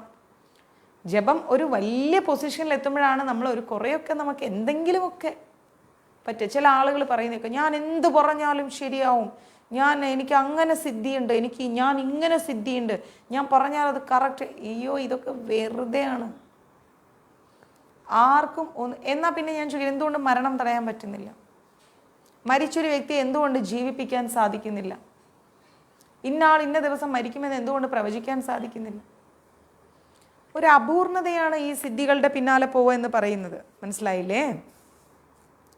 യോഗത്തിൻ്റെ ഉൽപ്പന്നങ്ങളിൽ ആസക്തരാകുന്നവർക്ക് ഒരിക്കലും ആ ശ്ലോകത്തിൽ പറഞ്ഞിട്ടുള്ളതുപോലെ പരിപൂർണത നേടാനാവില്ല. ഒരിക്കലും നമുക്ക് പൂർണ്ണതമായിരിക്കുന്ന ഒരവസ്ഥയിലേക്ക് എത്താൻ കഴിയില്ല ഒരു കാര്യത്തിലും. എല്ലാം പഠിച്ച ഒരു വ്യക്തി ഉണ്ടാവും. കുറേയൊക്കെ പഠിച്ചിട്ട് അവർക്ക് അറിവുകൾ ഉണ്ടാവാം, പക്ഷെ എല്ലാം തികഞ്ഞ വ്യക്തിയുണ്ടോ? എല്ലാ കുക്കിങ്ങും അറിയുന്ന വ്യക്തിയുണ്ടോ? ലോകത്തിലുള്ള സകല ഭക്ഷണം ഉണ്ടാക്കാൻ അറിയുന്ന ഒരാളുണ്ടോ? ഇല്ല. ഒന്ന് ആലോചിച്ച് നോക്കൂ. നമ്മൾ ആലോചിക്കണം അതൊക്കെ. അതുകൊണ്ട് എല്ലാം തികഞ്ഞ വ്യക്തി എന്ന ചിന്ത, എന്ന മനോഭാവം എടുത്ത് ആദ്യം ബാസ്ക്കറ്റിലേക്ക് ഇടാം. അതുകൊണ്ട് കാഴ്ചവേലയ്ക്കുതകുന്ന അഭ്യാസമുറകളോ സിദ്ധികളോ പ്രദർശിപ്പിക്കുന്നവർക്ക് യോഗത്തിൻ്റെ യഥാർത്ഥ ലക്ഷ്യം നഷ്ടമാകുന്നു എന്ന് മനസ്സിലാക്കണം. 4 പേര് കൂടി നിൽക്കുമ്പം എനിക്ക് ഇങ്ങനെയുള്ള സിദ്ധിയുണ്ട്, ഞാൻ അങ്ങനെയുള്ള സിദ്ധിയുണ്ട്, ഞാൻ ഇതുണ്ട് എന്ന മനോഭാവത്തോടു കൂടി സംസാരിക്കുകയും പ്രവർത്തിക്കുകയും ചെയ്യുന്ന വ്യക്തികൾ ആരായാലും അവർ ചിന്തിക്കേണ്ടത് എന്താണ്? അവർക്ക് യഥാർത്ഥ ലക്ഷ്യം, ഭഗവാൻ എന്ന് പറയുന്ന ആ പരമോന്നതമായിരിക്കുന്ന ലക്ഷ്യം നഷ്ടപ്പെടുകയാണ്. എല്ലാം തികഞ്ഞ വ്യക്തി ഭഗവാൻ മാത്രമേ ഉള്ളൂ. എല്ലാ സിദ്ധികളും കൈവരിച്ച വ്യക്തി ഭഗവാൻ മാത്രമേ ഉള്ളൂ. നമ്മളാരും എല്ലാം തികഞ്ഞവരല്ല, എല്ലാ നേട്ടങ്ങളും കൈവരിച്ചവരുമല്ല. നമുക്ക് എല്ലാം ഇല്ല. നമ്മൾ അപൂർണ അവസ്ഥയിൽ നിൽക്കുന്നവരാണ്. മനസ്സിലായില്ല? അപൂർണ അവസ്ഥയിൽ നിൽക്കുന്ന സംപ്രജ്ഞാത സമാധിയിൽ ഉൾക്കൊള്ളുന്നവരാണ് നമ്മൾ. അസംപ്രജ്ഞാത സമാധിയിലേക്ക് നമ്മൾ എത്തിയിട്ടില്ല. കാരണം നമ്മൾ ഇന്ദ്രിയങ്ങളെ നിയന്ത്രിച്ചിട്ടില്ല. ഈ കാലത്തെ ഉത്തമ യോഗാചര്യ കൃഷ്ണാവബോധ പ്രവർത്തനമാണ്. ഈ കാലത്തുള്ള ഏറ്റവും നല്ല യോഗാചര്യം എന്ന് പറഞ്ഞു കഴിഞ്ഞാൽ, ആചരിക്കേണ്ട യോഗ എന്ന് പറഞ്ഞു കഴിഞ്ഞാൽ കൃഷ്ണാവബോധമാണ്. കൃഷ്ണാവബോധം നമ്മൾക്ക് ആചരിക്കാൻ സാധിച്ചു കഴിഞ്ഞാൽ എന്തായി? നമ്മുടെ ജീവിതം കുറച്ചൊക്കെ രക്ഷപ്പെടും. 1%. ഇനിയും കിടക്കുന്നു ഒരു കുന്നോളം, ഒത്തിരി കിടക്കുന്നു. അതിലോട്ടൊക്കെ നമുക്ക് ട്രാവൽ ചെയ്ത് എത്തണം. അപ്പോൾ ചിന്താക്കുഴപ്പങ്ങൾ ഉണ്ടാവില്ല നമ്മൾ കൃഷ്ണാവബോധത്തിലേക്ക് വന്നു കഴിഞ്ഞാൽ. ഭഗവാനെക്കുറിച്ചാണ് സദാ ചിന്തിക്കുന്നതെങ്കിൽ ചിന്താക്കുഴപ്പങ്ങളിൽ നമ്മൾ പോയി പെടില്ല. കൃഷ്ണാവബോധമുള്ള ഒരാൾ തൻ്റെ പ്രവൃത്തിയിൽ അതീവ സന്തുഷ്ടനായിരിക്കും. ഭഗവാനെ മുറുകെ പിടിച്ചൊരു വ്യക്തിക്ക് എന്താ സന്തോഷക്കുറവ്? കുറവുകളൊന്നും അവരറിയില്ല, ഒരു കുറവും അറിയില്ല. അവർക്ക് അവരെക്കുറിച്ച് നല്ല ബോധം ഉണ്ടാവും. ഭഗവാനുണ്ടല്ലോ. അതല്ലേ മേൽപ്പത്തൂരൊക്കെ ചെയ്തുകൊണ്ടിരുന്നത്. പൂന്താനം തിരുമേനിയും കൂറൂരമ്മയൊക്കെ സാഹചര്യങ്ങൾ അത്രയും മോശമായിട്ടും എല്ലാം അറിയുന്ന നാരായണനുണ്ട്. നാരായണൻ കൂടെ ഉണ്ടെങ്കിൽ പിന്നെ എന്തിൻ്റെ കുറവാ? കുട്ടികൾ പോലും വേണ്ട എന്നാണ് ചിന്തിക്കുന്നത്, അല്ലേ? കൃഷ്ണൻ ഉണ്ണിയായി മനസ്സിൽ കളിക്കുമ്പോൾ ഉണ്ണികൾ എന്തിനു വേറെ എന്നാണ് ചോദിച്ചത്. അപ്പം നമ്മളാണെങ്കിലോ, അയ്യോ കല്യാണം കഴിഞ്ഞിത്ര നാളെ ഒരു കുട്ടി ഉണ്ടായില്ല, കുട്ടി ഉണ്ടായി കഴിഞ്ഞാൽ അയ്യോ കുട്ടീൻ്റെ സ്വഭാവം അങ്ങനെ. ഇതാണ് പ്രശ്നം. ഇനി കുട്ടിക്കൊരു കുട്ടിയായാലും അയ്യോ ആ കുട്ടീനെ നോക്കണം. കുട്ടീനെയും എല്ലാം നോക്കിക്കൊണ്ട് ലാസ്റ്റ് അവസാനം കൃഷ്ണ എന്ന നാമം ജപിക്കാൻ നമ്മൾ മറന്നുപോകും, അല്ലേ? അപ്പോൾ നമുക്ക് ചുറ്റുമുള്ള ഉയർന്ന ഭക്തർ ഒരിക്കലും അവരുടെ പോരായ്മകളെക്കുറിച്ച് ചിന്തിച്ചിരുന്നില്ല. അവർ കൃഷ്ണാവബോധത്തെക്കുറിച്ച് മാത്രമാണ് ചിന്തിച്ചിരുന്നത്. അങ്ങനെ കൃഷ്ണാവബോധമുള്ള ഒരു വ്യക്തി അതീവ സന്തുഷ്ടനാകുന്നത് കൊണ്ട് മറ്റ് സുഖസൗകര്യങ്ങളെക്കുറിച്ചൊന്നും അവർ ആഗ്രഹിക്കില്ല. അവർ ഭഗവാനെക്കുറിച്ച് മാത്രമേ ആഗ്രഹിക്കൂ. കാരണം ഭഗവാനെക്കുറിച്ച് നമ്മൾ ചിന്തിക്കുകയാണെങ്കിൽ ഭഗവാനാണ് സമ്പൂർണ്ണമായിരിക്കുന്നത്. നമുക്ക് പൂർണ്ണമായിരിക്കുന്ന കാര്യം മതി, അല്ലേ? സമ്പൂർണ്ണമായിരിക്കുന്നത് മതി, നമുക്ക് അപൂർണമായിരിക്കുന്നത് വേണ്ട. പൂർണ്ണതയില്ലാത്തൊരു കാര്യം നമുക്ക് വേണോ? വേണ്ട. പൂർണ്ണമായിരിക്കുന്നതല്ലേ നമുക്ക് വേണ്ടത്. അപ്പോൾ നമുക്ക് എന്താ വേണ്ടത്? പകുതി വെന്ത കറിയാണോ വേണ്ടത്? മൊത്തം വെന്ത കറിയാണോ വേണ്ടത്? എന്താ വേണ്ടത്? മൊത്തം വെന്ത കറി, നന്നായിട്ട് പാകമായിരിക്കുന്ന കറി, അല്ലേ? നല്ല പഴുത്ത മാങ്ങ, രുചികരമായ പഴുത്ത മാങ്ങയാണ് നമുക്ക് കിട്ടുന്നതെങ്കിൽ നമ്മൾ ഹാപ്പിയാണ്. പകുതിയാണെങ്കിലും അയ്യോ ചെറിയൊരു പുളിപ്പുണ്ട്, നമ്മൾ അത്ര സാറ്റിസ്ഫൈഡ് അല്ല. പൂർണ്ണത കൈവരിക്കണമെങ്കിൽ കൃഷ്ണാവബോധത്തിലേക്ക് പോകണം. കൃഷ്ണാവബോധത്തിലേക്ക് പോയിട്ടില്ലെങ്കിൽ എന്താണ്? പൂർണ്ണതയിലേക്ക് നമുക്ക് എത്താൻ പറ്റില്ല. കാപഢ്യം നിറഞ്ഞ ഈ കാലത്ത് വിശേഷിച്ചും ഹഠയോഗം, ധ്യാനയോഗം, ജ്ഞാനയോഗം എന്നിവ അനുഷ്ഠിക്കാൻ ഒരുപാട് തടസ്സങ്ങളുണ്ട്. ഈ ലോകം എന്ന് പറഞ്ഞ ഒരു കപടതയുടെ പിടിയിലാണ്. കാപഢ്യമാണ് ഈ ലോകത്ത്. ഭക്തി പോലും കാപഢ്യമാണ്. ആലോചിച്ചു. റീൽസ് ഇടാനും ഫോട്ടോ എടുക്കാനും ഗുരുവായൂർ അമ്പലത്തിൻ്റെ നടയിലേക്ക് ഓടിയെത്തുന്ന കാലമാണ്. ആ ഒരു വ്യഗ്രത ഉള്ളിൽ കയറി ഭഗവാനെ ദർശിക്കുമ്പോൾ കാണില്ല. പക്ഷെ എത്ര നേരമായി നിൽക്കുന്നു, എത്ര നേരമായി എന്നാണ് ചിന്തിക്കുക. ആർക്ക് വേണ്ടി കാത്തു നിൽക്കുന്നു എന്ന മനോഭാവം ഇല്ല, അല്ലേ? ആർക്ക് വേണ്ടിയാണ് ഈ കാത്തു നിൽക്കുന്നത്? എന്നാൽ അതൊരു കാമുകന് വേണ്ടിയാണെങ്കിലും ഓ എത്ര നേരം വേണേലും കാത്തു നിൽക്കും, പെരുവഴിയിൽ നിൽക്കും. അയാളെ ഒന്ന് കാണാൻ, അല്ലെങ്കിൽ ആ കാമുകിയെ ഒന്ന് കാണാൻ എന്തെല്ലാം റിസ്ക് എടുക്കും. നമ്മുടെയൊക്കെ ജീവിതത്തിലുണ്ടായിരുന്നു. എൻ്റെയൊക്കെ ജീവിതത്തിൽ ഇഷ്ടം പോലെ ഉണ്ടായിരുന്നു. അച്ഛൻ്റെ കണ്ണ് വെട്ടിച്ച് അമ്പലത്തിൽ പോയിട്ട് വരാം, ഫ്രണ്ടിൻ്റെ വീട്ടിൽ ബുക്ക് കൊടുത്തിട്ട് വരാം, അവിടെ പോയിട്ട് സ്പെഷ്യൽ ക്ലാസ് ഉണ്ട് പോയിട്ട് വരാം, ഇങ്ങനെയൊക്കെ പറഞ്ഞ് അച്ഛൻ്റെ കണ്ണ് വെട്ടിച്ചിട്ടും ഞാനും പോയിട്ടുണ്ട് എൻ്റെ ലവറെ കാണാൻ. ക്ലാസ് കട്ട് ചെയ്ത് ഇറങ്ങിയിട്ട് നേരം വൈകി എത്തുമ്പോൾ സ്പെഷ്യൽ ക്ലാസ് ഉണ്ടായിരുന്നു വെച്ചാൽ ഫ്രണ്ടിൻ്റെ വീട്ടിൽ പോയി കുറച്ച് നോട്ട്സ് എഴുതാനുണ്ടായിരുന്നു. അന്ന് പറ്റാവുന്ന കള്ളത്തരങ്ങളൊക്കെ പറഞ്ഞ് ചാടിയിട്ടുണ്ട്. ഇല്ലാന്നൊന്നും പറയാൻ പറ്റില്ല.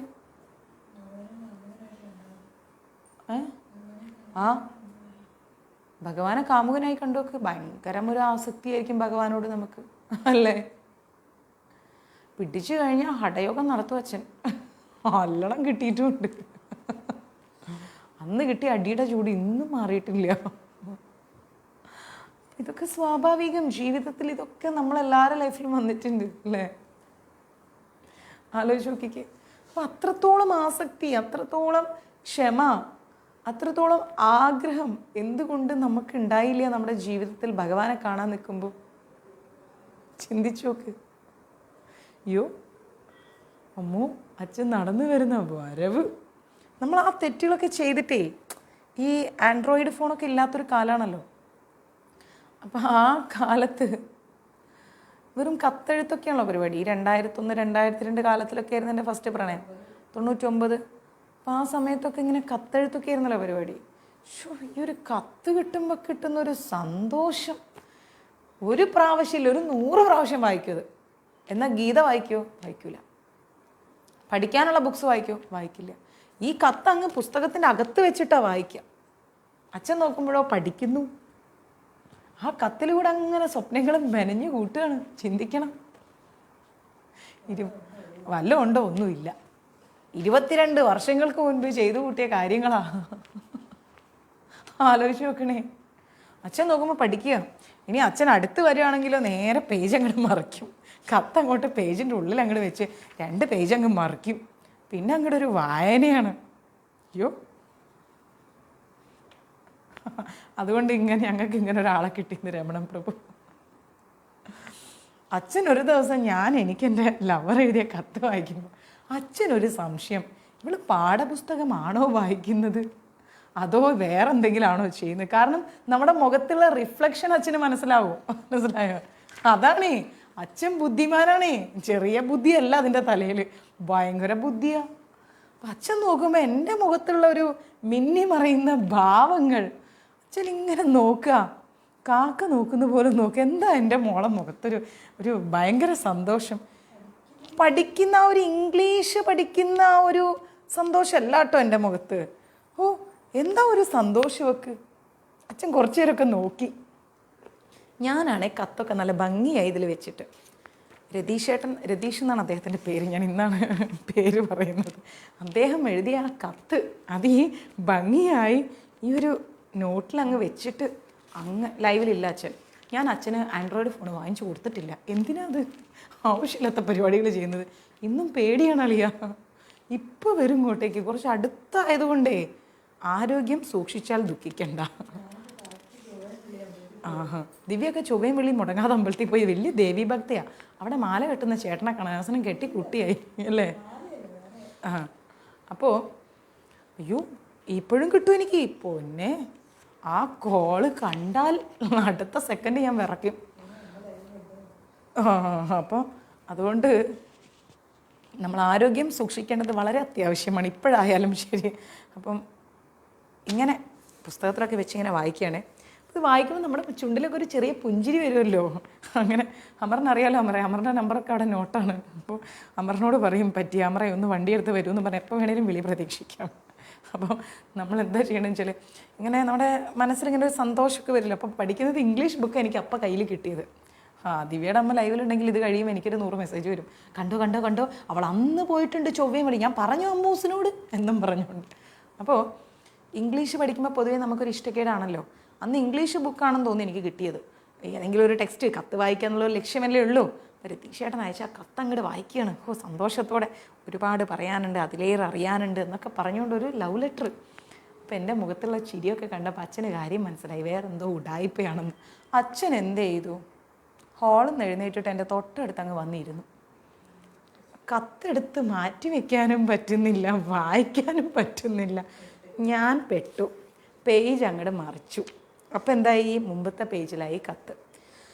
അങ്ങോട്ട് മറിച്ച് വായിച്ചതേ വായിച്ചുകൊണ്ടിരിക്കുക. ഒരു രക്ഷയില്ല. വായിച്ചതേ വായിച്ചുകൊണ്ടിരിക്കുക. എന്താ ചെയ്യുക? അച്ഛൻ പോകാതെ ഇപ്പോൾ കത്ത് മാറ്റി വെക്കാനും പറ്റില്ല. കാരണം അത്രയും ആസക്തിയാണ് നമുക്കതിനോട്. മനസ്സിലാവുന്നുണ്ടോ? നമ്മുടെ മൈൻഡ് അത്രയും കോൺസെൻട്രേഷനാണ് അതിൽ. അതിൻ്റെ 1% കോൺസെൻട്രേഷൻ നമുക്ക് ഭഗവാനോട് കാണിക്കാൻ പറ്റുന്നില്ല. ഇന്നും ഞാൻ ആലോചിക്കുന്നു, അച്ഛൻ എൻ്റെ തൊട്ടടുത്ത് എൻ്റെ മുഖഭാവങ്ങൾ മാറ്റിയിട്ട് ഞാൻ 10ാം ക്ലാസ്സിൽ പഠിക്കുമ്പോൾ ഞാൻ +2 പഠിക്കുമ്പോൾ കിട്ടിയത് 10ാം ക്ലാസ്സിലെ ബുക്കായിരുന്നു. കറക്റ്റ്. അതാണ് അതിൻ്റെ രസം. +2 പഠിക്കുമ്പോൾ കിട്ടിയത് 10ാം ക്ലാസ്സിലെ പുസ്തകം. വല്ല ആവശ്യമുണ്ടോ പഠിക്കാൻ? അവിടെയാണ് എൻ്റെ പ്രണയമൊക്കെ പിടിച്ചത് കേട്ടോ. നമ്മൾ ഓരോ സമയത്ത് ചെയ്യുന്ന ഓരോ തെറ്റുകളെ. അപ്പോൾ 10ാം ക്ലാസ്സിലെ ടെക്സ്റ്റാണ് കിട്ടിയത്. അന്ന് അത് 10ാം ക്ലാസ്സിൽ ഞാൻ പഠിച്ചിട്ടില്ലായിരുന്നു. +2 പഠിക്കുമ്പോഴത് നന്നായിട്ട് പഠിച്ച. കൈ കിടന്നിങ്ങനെ കടകടകടകടന്ന് വിറയ്ക്കുക. കാരണം തൊട്ടടുത്ത് ഇരിക്കുന്നുണ്ടല്ലോ. അപ്പം അച്ഛനിങ്ങനെ ഇരിക്കുക കട്ടിൽ ഇതേപോലെ. ഞാനാണെങ്കിൽ ഈ പുസ്തകവും വെച്ചുകൊണ്ട് ഇങ്ങനെ വായിക്കുക. അന്ന് ഞാൻ വായിച്ച ആ ഒരു ദുരന്ത കഥ തന്നെയാണ്. അന്ന് ഞാൻ വായിച്ച ആ ഒരു പാരഗ്രാഫ് ഇന്നും ഞാൻ മറന്നിട്ടില്ല എന്ന് പറഞ്ഞാൽ നിങ്ങൾ വിശ്വസിക്കില്ല. കാരണം അച്ഛൻ എപ്പോൾ പോവും, ഒന്ന് പോയാൽ മതി എന്ന് ഓർത്തിട്ട് അന്ന് ഞാനൊരു പാരഗ്രാഫ് വായിച്ചു. അതൊരു 10 പ്രാവശ്യം ഞാൻ വായിച്ചു, ഭയങ്കര കോൺസെൻട്രേഷനോട് കൂടി. അതിന്നും ഞാൻ മറന്നിട്ടില്ല. Rukol was a miser. He went to Lessol's and every morning to pick up damaged vegetables and wore instead of underclothes. So he was very interesting character. ഇത് ഇന്നും ഞാൻ മറന്നിട്ടില്ല. ഡാമേജ്ഡ് വെജിറ്റബിൾ ആയി. റൂക്കോൾ എന്ന് പറയുന്ന ഒരു മൈസറെ കുറിച്ച് ഞാൻ പഠിച്ചത് ഇന്നും ഞാൻ മറന്നിട്ടില്ല. പക്ഷെ അത് ഞാൻ അത്രയും 10ാം ക്ലാസ് എക്സാമിന് പഠിച്ചിട്ടില്ല. സത്യം. അപ്പം അത്രയും കോൺസെൻട്രേഷൻ നമ്മൾ അന്ന് കൊടുത്തു അതിൽ. ഒന്ന് ആലോചിച്ച് നോക്കണേ. കൃഷ്ണ, ഞാനൊരു 10 പ്രാവശ്യം ആ വായിച്ച പാരഗ്രാഫ് ഇന്നും എൻ്റെ മൈൻഡിൽ നിൽക്കണമെങ്കിൽ ഇന്ന് എനിക്ക് കോള് വരില്ല. കാരണം ഇതിപ്പോൾ യൂട്യൂബിൽ ഞാൻ കേട്ടണ്ടെന്ന് പറയും. അവിടെ യൂട്യൂബ് മാത്രമേ ഓടൂ ടി വിയിൽ. ഞാൻ ഇവിടുന്ന് പോയി കഴിഞ്ഞിട്ട് യൂട്യൂബിലേക്ക് കിട്ടാൻ മതി എന്ന് പറയും. ദിവ്യനെ വിളിക്കും. സത്യം 100 പ്രാവശ്യം വായിച്ചിട്ട് അച്ഛൻ എണീറ്റ് പോകണില്ല. എനിക്കാണെങ്കിൽ പേജ് മറയ്ക്കാനും പറ്റുന്നില്ല. ഇപ്പുറത്താണെങ്കിൽ പേജ് കൈകൊണ്ട് മുറുക്കി പിടിച്ചിരിക്കുക. ഇതെങ്ങാണ്ട് പറന്നു പോകരുതേ. അവസാനം പിടിച്ച് വീട്ടിൽ. അത് വേറൊരു ദുരന്ത കഥ. പിടിച്ച് പഞ്ഞിക്കിട്ടില്ലേ പൊന്നെ, പഞ്ഞി കിട്ടുന്ന ഹഠയോഗം നടത്തി വിട്ടു സോമേട്ടൻ. കൊന്നില്ലാന്നേ ഉള്ളൂ അല്ലേ. കൊല്ലാതിരിക്കാൻ പറ്റുമോ അച്ഛാന്ന് ചോദിക്കേണ്ട അവസ്ഥയിലേക്ക് എന്നെ എത്തിച്ചു. നല്ല കാലോ ബിന്ദു മാതാജി, ഇത് കണ്ടോ, ഇപ്പോഴും എൻ്റെ കൈ വിറക്കി ആ കാലം ചോദിക്കുമ്പോൾ അമ്മേ നാരായണ, ഇനി പരിപാടിക്ക് ഞാനില്ല, എന്നെ വിട്ടേക്കപ്പ സ്വാമി. ഷോ, ഇപ്പോഴും പേടിയാ. ഇന്നും ഞാൻ അത് വെച്ച് പീഡിപ്പിക്കപ്പെടുന്നുണ്ട് എന്നുള്ളത് മറ്റൊരു വാസ്തവം. അതാണ് നോട്ട് ദ പോയിന്റ്. ഇന്നും ഞാൻ വീട്ടിൽ ചെന്ന പണ്ട് അതിൽ ചെല്ലും. ഷോ, എന്താ പറയുക, ഒരു രക്ഷയില്ല. ഇന്നും നോം അപമാനിക്കപ്പെടുന്നുണ്ട് ആ കാര്യം പറഞ്ഞുകൊണ്ട്. അപ്പോൾ നമ്മൾ ഇത്രയും കോൺസെൻട്രേഷൻ അതിലൊക്കെ കൊടുക്കുന്നുണ്ടെങ്കിൽ അതിൻ്റെ 1% കോൺസെൻട്രേഷൻ എന്ത് വല്ല കാര്യം ഉണ്ടായിരുന്നു സത്യം. ഫസ്റ്റ് പ്രണയം എന്ത് ചെയ്യാൻ പറ്റൂ? ഒരാൾക്ക് കളയാൻ പറ്റുമോ? എനിക്ക് പറ്റൂല, ഞാൻ കളയൂല. അപ്പോൾ എന്താ ചെയ്യേണ്ടത്? അതിൻ്റെ 1% നമ്മൾ എന്ത് ചെയ്യണം? പ്രണയം ഭഗവാനോട് സൂക്ഷിക്കണം. ഇപ്പോഴും ഞാൻ വയനാട്ടിലേക്ക് പോകണമെന്ന് പറഞ്ഞാൽ അച്ഛൻ്റെ മുഖഭാവം മിന്നി മറയുന്നത് എനിക്ക് കാണാം. എന്താണ്, തിരുനെല്ലി വരെയാണ് അച്ഛാ, കൂടുതൽ ഭക്തി വേണ്ട എന്ന് അച്ഛൻ പറയും. സത്യം ശ്രീകണ്ഠൻ പ്രഭു, കൂടുതൽ ഭക്തി വേണ്ട. ഞാൻ പറഞ്ഞു അച്ഛാ, ഞാൻ കുറച്ച് വലുതായി, അതെനിക്കും കൂടി തോന്നണ്ടേന്ന് അച്ഛൻ ചോദിക്കുന്നത്. അതെനിക്കും കൂടി തോന്നണ്ടേ? അത് നീ മനസ്സിലാക്കണം. നീ എനിക്കുണ്ടായതാണ്, ഞാൻ നിനക്കുണ്ടായതല്ല. അപ്പം നമ്മളെക്കാൾ ഒരുപിടി മുമ്പിലാണ് നമ്മുടെ അച്ഛൻ. ഇന്നത്തെ കാലത്ത് ആൻഡ്രോയിഡിനേക്കാളും സംഭവ ബഹുലമായിരുന്നു അച്ഛൻ. ഒരു രക്ഷയില്ല. ഇപ്പോഴും അച്ഛൻ ഞാനൊന്ന് വയനാട്ടിൽ പോകുന്നു, 2 ഫ്രണ്ട്സിനെ കാണാൻ.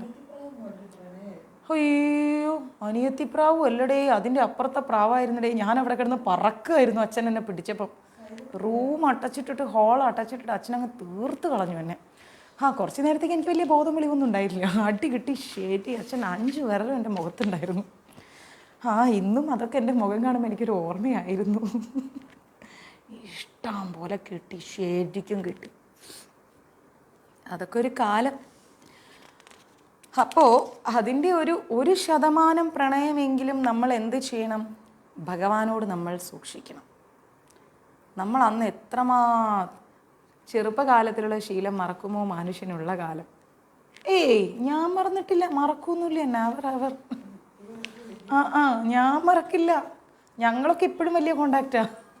കാരണം അന്നത്തെ പ്രണയമൊക്കെ നല്ല പ്രണയമായിരുന്നു, മനസ്സിലായില്ലേ?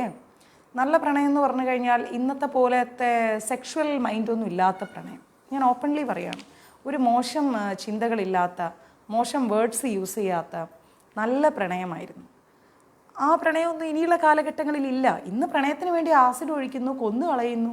എന്തൊക്കെയായിരുന്നു ഇന്നത്തെ കാലത്ത് നടക്കുന്നത് അല്ലേ? കുഞ്ഞിനെ ജനിപ്പിക്കുന്നു, ടെറസിൻ്റെ സൺഷൈഡിൽ വെച്ച് കൊല്ലുന്നു. അയ്യോ, ചിന്തിക്കാൻ പറ്റില്ല ഇന്നത്തെ പ്രണയം. പക്ഷേ ഷാള് മുറുക്കി കൊല്ലുന്നു. അന്നത്തെ പ്രണയം എന്നൊക്കെ പറഞ്ഞാൽ അതിമനോഹരമായിരുന്നു. വളരെ മനോഹാരിത ഞാനും അനുഭവിച്ചിട്ടുണ്ട്. നിഷ്കളങ്ക പ്രണയമായിരുന്നു. അതുകൊണ്ട് അതൊക്കെ ഇന്നും നമ്മൾ സൂക്ഷിക്കുന്നുണ്ട്, ഇപ്പോഴും സൂക്ഷിക്കുന്നുണ്ട്. വീട്ടുകാർക്ക് മനസ്സിലാവുന്നില്ലെന്നേ, എന്ത് ചെയ്യാൻ പറ്റും? നമ്മൾ തെറ്റൊന്നും. നമ്മൾ എത്ര കഷ്ടപ്പെട്ട ഈ മൊബൈലൊന്നും ഇല്ലാത്ത കാലത്ത് ഇവിടുന്ന് വയനാട് വരെ പോയിട്ട് പ്രേമിച്ച് കൊണ്ടുവന്നത്, അത് മനസ്സിലാക്കുന്നില്ല. പക്ഷെ അച്ഛൻ എന്ത് ചെയ്ത് എന്നെ സ്റ്റേറ്റ് കടത്തി വിട്ട്. വിനോദിനെ നന്നായിട്ട് അറിയാം. എൻ്റെ അമ്മ എന്നെ പറയാറുണ്ട്, നീ വേണേ അനുഭവിച്ചോളാം. അല്ല, വിനോദ് വിടുന്നതല്ല പ്രണയിച്ചത്, അമേരിക്കയിലായിരുന്നു. ഇന്നലെയും കൂടി പറഞ്ഞില്ലേ.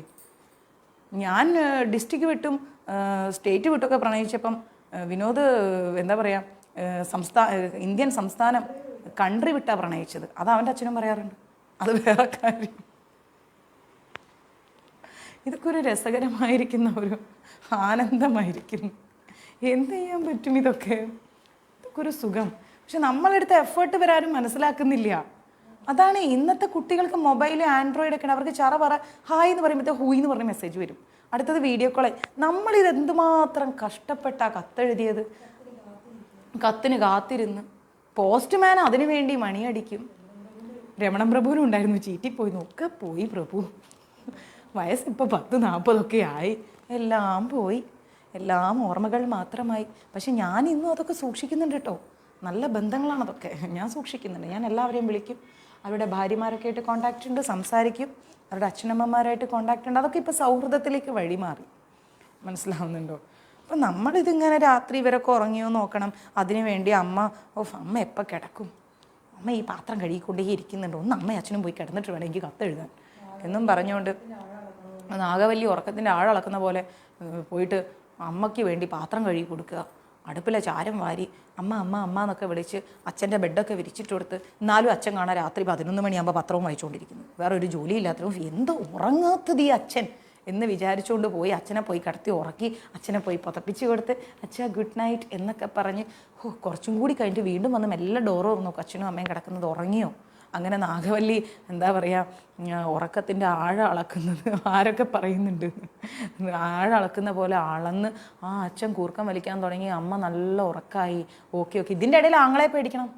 ആ പിശാച് എപ്പം എണീറ്റ് വരുമെന്ന് പറയാൻ പറ്റൂല. കാരണം അവൻ്റെ പ്രണയം ഞാനാ വീട്ടിൽ പൊട്ടിച്ചത്. കാലിൽ കൊലുസില്ല, ഞാനത് ഇടാറില്ല അധികം. കാരണം എൻ്റെ നടത്തങ്ങളൊന്നും വീട്ടിൽ അറിയരുത്. അതുകൊണ്ട് ഞാനതൊന്നും യൂസ് ചെയ്യാറുണ്ടായിരുന്നില്ല.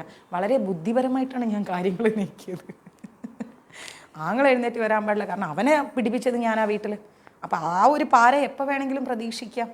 അങ്ങനെ ഇരിക്കെ അതൊക്കെ തരണം ചെയ്ത് ഉറക്കവും കളഞ്ഞ് മനുഷ്യൻ രാത്രി ഇരുന്ന് ഇങ്ങനെ മനോഹരമായ കൈപ്പടയിൽ എഴുതണമല്ലോ. നമ്മൾ വെറുതെ അങ്ങനെ കറകുറാന്ന് എഴുതി പോയാൽ പറയാം. നമ്മളുടെ ഹാൻഡ് റൈറ്റിംഗ് വളരെ മനോഹരമാണെന്ന് അപ്പുറത്ത് ചിന്തിക്കണ്ടേ. അതൊക്കെ ചെയ്ത് ഇതെല്ലാം കഴിഞ്ഞ് സ്കൂളിൽ പോണ വഴിക്ക് നേരെ പോസ്റ്റ് ഓഫീസിൽ പോയി പോസ്റ്റ്മാനെ കണ്ട് ചേട്ടാന്നൊക്കെ വിളിച്ച് കത്ത് വന്നാൽ തരണേ ചേട്ടാ, അങ്ങനെ എങ്ങനെ മറ്റേത് മറിച്ചു എന്നൊക്കെ പറഞ്ഞ് വീട്ടിൽ നിന്ന് കിട്ടുന്ന പോക്കറ്റ് മണിയൊക്കെ ശേഖരിച്ച് ഒരു 50 രൂപയൊക്കെ പോസ്റ്റ്മാനൊക്കെ കൊടുത്ത് ആ കത്തൊക്കെ അങ്ങനെ മേടിച്ചെടുത്ത് അത് വീട്ടിലിങ്ങ് വരുമ്പോൾ വൈകുന്നേരം എന്തൊരു സന്തോഷമാണോ. വഴിയിൽ വെച്ച് ഒരു പ്രാവശ്യം വായിക്കും, അത് കഴിഞ്ഞ് വീട്ടിൽ കയറുന്നതിനേക്കാളും മുന്നേ ഒരു പ്രാവശ്യം വായിക്കും. വീട്ടിലെത്തിക്കഴിഞ്ഞാൽ പിന്നെ എന്താ പറയുക, ഭയങ്കര പാട്ട്, കളി, ചിന്ത, ഭയങ്കര രസകരമായ അനുഭൂതി. വീണ്ടും എന്നിട്ട് ഡോറടയ്ക്കും, അമ്മ ഞാൻ ഡ്രസ്സ് മാറട്ടെ എന്ന് പറഞ്ഞ് വീണ്ടും ബുക്ക് എടുക്കുന്നു, വായിക്കുന്നു, പിന്നെ ഭക്ഷണം കഴിക്കുന്നു, അതിന് മറുപടി ആക്കണം, വീണ്ടും കിടക്കുന്നതിനേക്കാളും മുന്നേ വായിക്കുന്നു. എന്തൊക്കെയായിരുന്നു പിടിച്ചപ്പം അങ്ങോട്ടുണ്ടല്ലോ. തൃശ്ശൂർ പൂരത്തിന് കതിനക്ക് വെടിവെച്ചമായിരുന്നേന്ന് അച്ഛൻ തീർത്ത് കളഞ്ഞ്. കുറച്ച് നേരത്തേക്ക് എനിക്ക് ബോധമൊന്നും ഉണ്ടായില്ല, പറക്കുമായിരുന്നു ഞാൻ ആ ഹോളിൽ കിടന്നിട്ട്. അപ്പോൾ നമ്മൾ ഇത്രയൊക്കെ കോൺസെൻട്രേഷൻ ഇതുപോലെയുള്ള ബന്ധങ്ങളിലൊക്കെ കൊടുത്തിട്ടുണ്ട്. കൃഷ്ണൻ്റെ ലീലയൊന്നുമല്ല ഇത്, സാക്ഷാൽ അമ്പിളിയുടെ ലീലയായിരുന്നു. അത് ഞാൻ നല്ലോണം മനസ്സിലാക്കി അടി കിട്ടിയപ്പം. ജീവിതം അടിച്ച് പൊളിച്ച് അച്ഛനും എന്നെ അടിച്ച് പൊളിച്ച് തകർത്ത് കളഞ്ഞു. അപ്പം നമ്മൾ ഇന്നത്തെ കാലഘട്ടത്തിൽ അതേസമയം ഞാൻ ആലോചിക്കും, സഞ്ജുവൊക്കെ ഫോണിൽ സംസാരിക്കുമ്പോൾ അച്ഛൻ ചോദിക്കും ആരാ അന്ന്, അതെൻ്റെ ഗേൾ ഫ്രണ്ടാണ് അച്ഛാ. അപ്പം ഞാൻ അച്ഛനെ ഒന്ന് നോക്കും, ഇതായിരുന്നു നിങ്ങൾക്ക് ഫീൽ പുച്ഛം. ദേ പേരക്കുട്ടി ഗേൾ ഫ്രണ്ടിനോട് സംസാരിക്കുന്നു, നിങ്ങൾ എന്നെ എന്തെല്ലാം ചെയ്ത് മനുഷ്യ, ഒന്ന് ആലോചിച്ച് നോക്കിയാൽ മറഡോണയുടെ കയ്യിൽ കിട്ടിയ പന്ത് പോലെ ആക്കി കളഞ്ഞില്ലേ നിങ്ങളെന്നെ എന്ന് പറയുമ്പോൾ അച്ഛൻ പറയും മത്തം കുത്തിയാൽ കുമ്പളം മുളക്കില്ലല്ലോ എന്നാണ് അച്ഛൻ പറയാറ്. മനസ്സിലായില്ലേ? അപ്പം അങ്ങനെ ഒരു കാലം. ഇതൊക്കെ വളരെ രസകരമായ അനുഭൂതിയാണ്. പക്ഷെ പല പല പ്രണയങ്ങളിലും ഒരുപാട് ദുഃഖങ്ങളുണ്ട്, അതും നമ്മൾ മനസ്സിലാക്കണം. പല ദുഃഖങ്ങൾ ഒളിഞ്ഞു കിടപ്പുണ്ട്. അപ്പം എല്ലാപ്പം നമുക്കെല്ലാം പറയാൻ പറ്റൂലല്ലോ.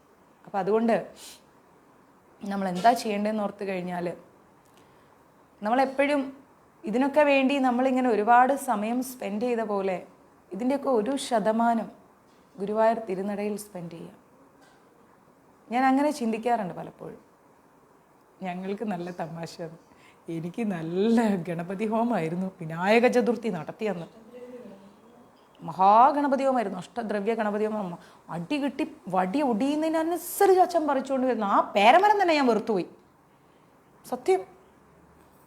ആ മറ്റേ അച്ഛൻ അടിച്ചിങ്ങനെ വടി പൊട്ടുമല്ലോ, കലിപ്പ് തീരുന്നില്ല. കലിപ്പിടാന്ന് പറയുന്നത് പോലെ വീണ്ടും വീണ്ടും പോയിട്ട് ഇങ്ങനെ പേരമരത്തിനെ വടി എടുത്തോണ്ട് വന്ന് തലങ്ങും വിലങ്ങും അടിച്ച് ശരിയാക്കി. എന്നിട്ട് വീട്ടിൽ പൂട്ടിയിട്ട് എൻ്റെ ബുക്കൊക്കെ കത്തിച്ച് കളഞ്ഞു. അറിയാമോ, +2ൻ്റെ ബുക്സൊക്കെ അച്ഛനെ കൊണ്ട് എടുത്തിട്ട് അങ്ങോട്ട് കത്തിച്ച് കളഞ്ഞ് പഠിക്കണ്ടെന്ന് പറഞ്ഞു. പെണ്ണ് കാണാൻ വന്നു ആൾക്കാർ. ഞാൻ പറഞ്ഞു ചേട്ടാ ക്ഷമിക്കണം, എനിക്ക് വേറെ ബന്ധമുണ്ടെന്ന്. അയാൾ അങ്ങോട്ട് പോവലും പിന്നെയും തുടങ്ങി അച്ഛൻ്റെ വക ഭഗവതി സേവ, അമ്മയുടെ വക, രണ്ടും കഴിഞ്ഞാൽ മാമന്മാരെ വക. അയ്യോ അങ്ങനെ കിട്ടി പുള്ളി എനിക്കൊരു കത്ത് എഴുതിയ അവസാനം എത്ര ശതമാനം എന്നോട് സ്നേഹമുണ്ടോ അത്ര ശതമാനം മാർക്ക് +2ന് വാങ്ങുമെന്ന്. പിന്നെ നോക്കണോ, ഒരു മാരത്തോൺ പഠിത്തായിരുന്നു. രാത്രി റൂം പൂട്ടിയിട്ടിട്ട് 1 മണി മുതൽ ബൈഹാർട്ട് അക്കൗണ്ടൻസി, ജേണലും ലെഡ്ജറും ഒക്കെ അങ്ങനെ പഠിക്കുന്നതും അച്ഛനും കയ്യോടെ പിടിച്ചു. പിന്നെ ഓപ്പൺ യൂണിവേഴ്സിറ്റിയിൽ ഒരു എക്സാം എഴുതൽ, +2ന് മാർക്ക് വാങ്ങൽ 60% മാർക്ക്. 60% ഉള്ളൂ എന്ന്. 40% വാങ്ങാനുള്ള ഗതി വേണ്ടേ, ആരെങ്കിലും പഠിപ്പിക്കണ്ടേ, ബിസിനസ് സ്റ്റഡീസ് മലയാളത്തിൽ എഴുതൽ. ഒരു നീണ്ട പോരാട്ടമായിരുന്നു ആ സമയത്ത്. അപ്പം നമ്മൾ വിചാരിക്കൽ എന്താണ്, ഇതാണ് നമ്മുടെ ജീവിതം, ഇതാണ് നമ്മുടെ ലക്ഷ്യമെന്ന്.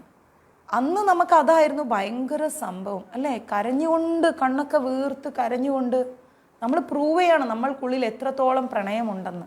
അതേപോലെ നമ്മൾ പ്രൂവ് ചെയ്യണം നമ്മൾക്കുള്ളിൽ എത്രത്തോളം ഭക്തി ഉണ്ടെന്ന്. മനസ്സിലായില്ലേ? ഭഗവാനോട് എത്രമാത്രം ഭക്തിയുണ്ട് എന്ന് നമുക്ക് പ്രൂവ് ചെയ്യണം.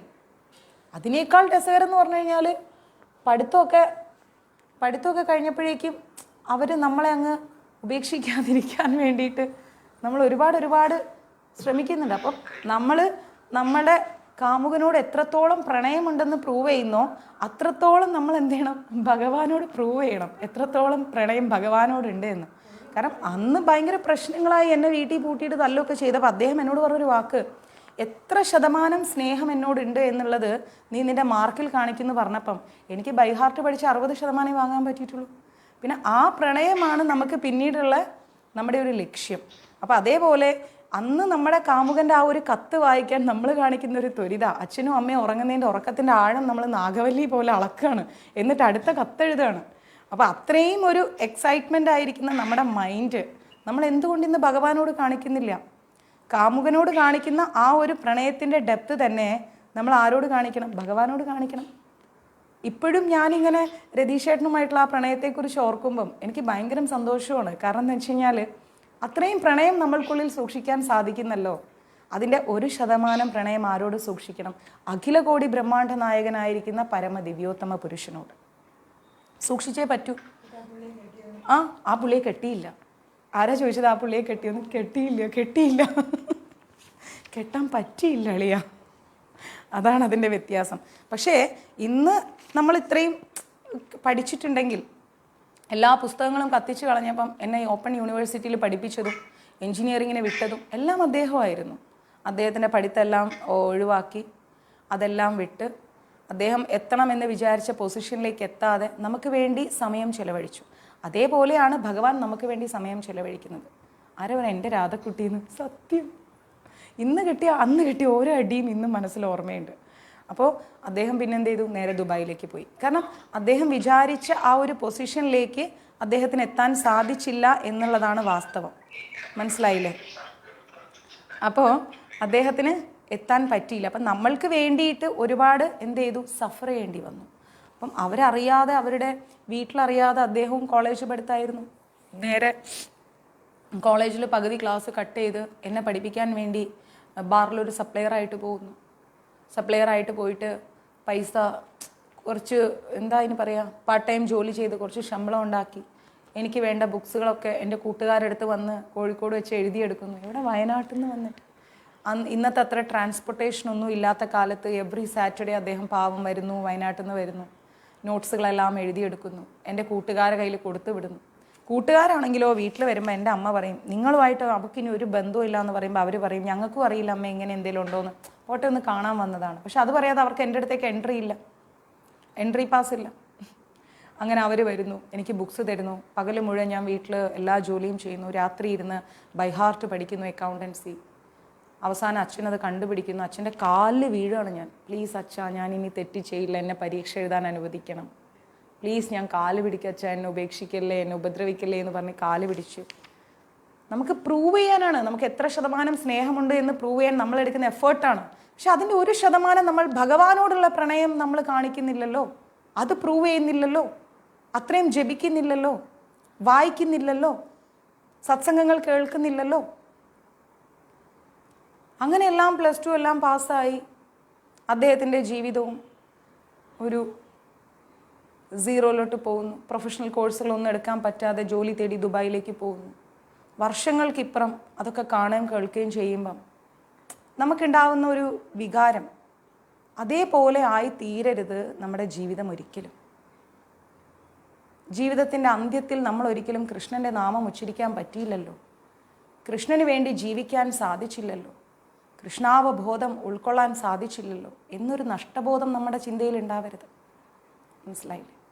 ആ നഷ്ടബോധത്തിൽ നിന്ന് പുറത്തു വരാനാണ് ജീവിതത്തിൽ ഏറ്റവും കൂടുതൽ എന്തിനെല്ലാം ഇമ്പോർട്ടൻസ് കൊടുത്തിരുന്നോ അതിൻ്റെ 1% ഇമ്പോർട്ടൻസ് ഭഗവാന് കൊടുക്കണമെന്ന് ഞാൻ ആവർത്തിച്ചു പറയുന്നത്.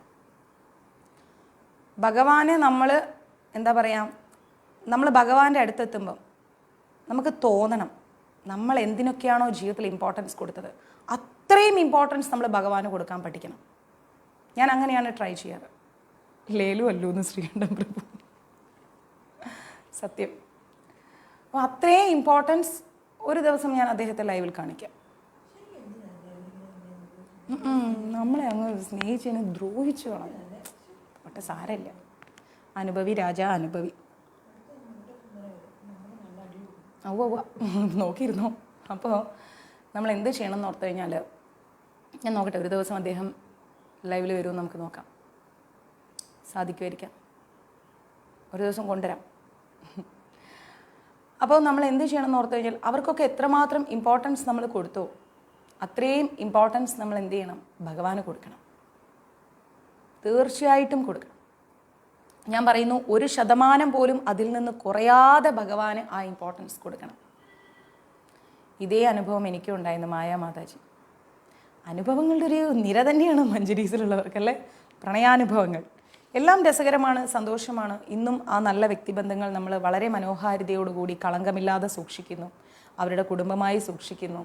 ഒരേ മനസ്സോടുകൂടി പരസ്പരം കുടുംബങ്ങൾ അംഗീകരിച്ചുകൊണ്ട് സന്തോഷത്തോടു കൂടി മുന്നോട്ട് പോകുന്നു. അതൊക്കെ ഒരു ആനന്ദമാണ്, ഒരു അഭിമാനമാണ്. മനസ്സിലായില്ലേ? പക്ഷെ ഇന്നൊന്നും വ്യക്തിബന്ധങ്ങൾക്കൊരു മൂല്യമില്ല. എല്ലാം ശരീരത്തിൻ്റെ ചൂഷണം, അതുപോലെ മോശം പ്രവൃത്തികളിലേക്കുള്ള മാനസിക വൈകല്യങ്ങൾ, ഇതൊക്കെയാണ് ഇന്നത്തെ ബന്ധങ്ങൾ. അതുകൊണ്ടാണ് ഇന്ന് നമ്മുടെ മക്കളെ നമുക്ക് കൺട്രോൾ ചെയ്യേണ്ടി വരുന്നത്. അപ്പോൾ നമ്മൾ മനസ്സിലാക്കേണ്ടത്, നമ്മൾ ഒരിക്കലും എന്ത് ചെയ്യരുത്? അമിതമായിട്ട് ജീവിതത്തിൽ ഒന്നിനും സ്ഥാനം കൊടുക്കരുത്. എന്തിനാണോ നമ്മൾ സ്ഥാനം കൊടുക്കുന്നത് അത് നമ്മൾ ഭഗവാനിലേക്ക് വഴിതിരിച്ചു വിടണം. മനസ്സിലാവണം? അത്രത്തോളം നമ്മൾ ഭഗവാനിലേക്ക് വഴിതിരിച്ചു വിടാൻ പഠിക്കണം. ഇക്കാലത്ത് ഉത്തമ യോഗാചര്യ എന്ന് പറഞ്ഞാൽ കൃഷ്ണാവബോധ പ്രവർത്തനം എന്നാണല്ലോ. അപ്പം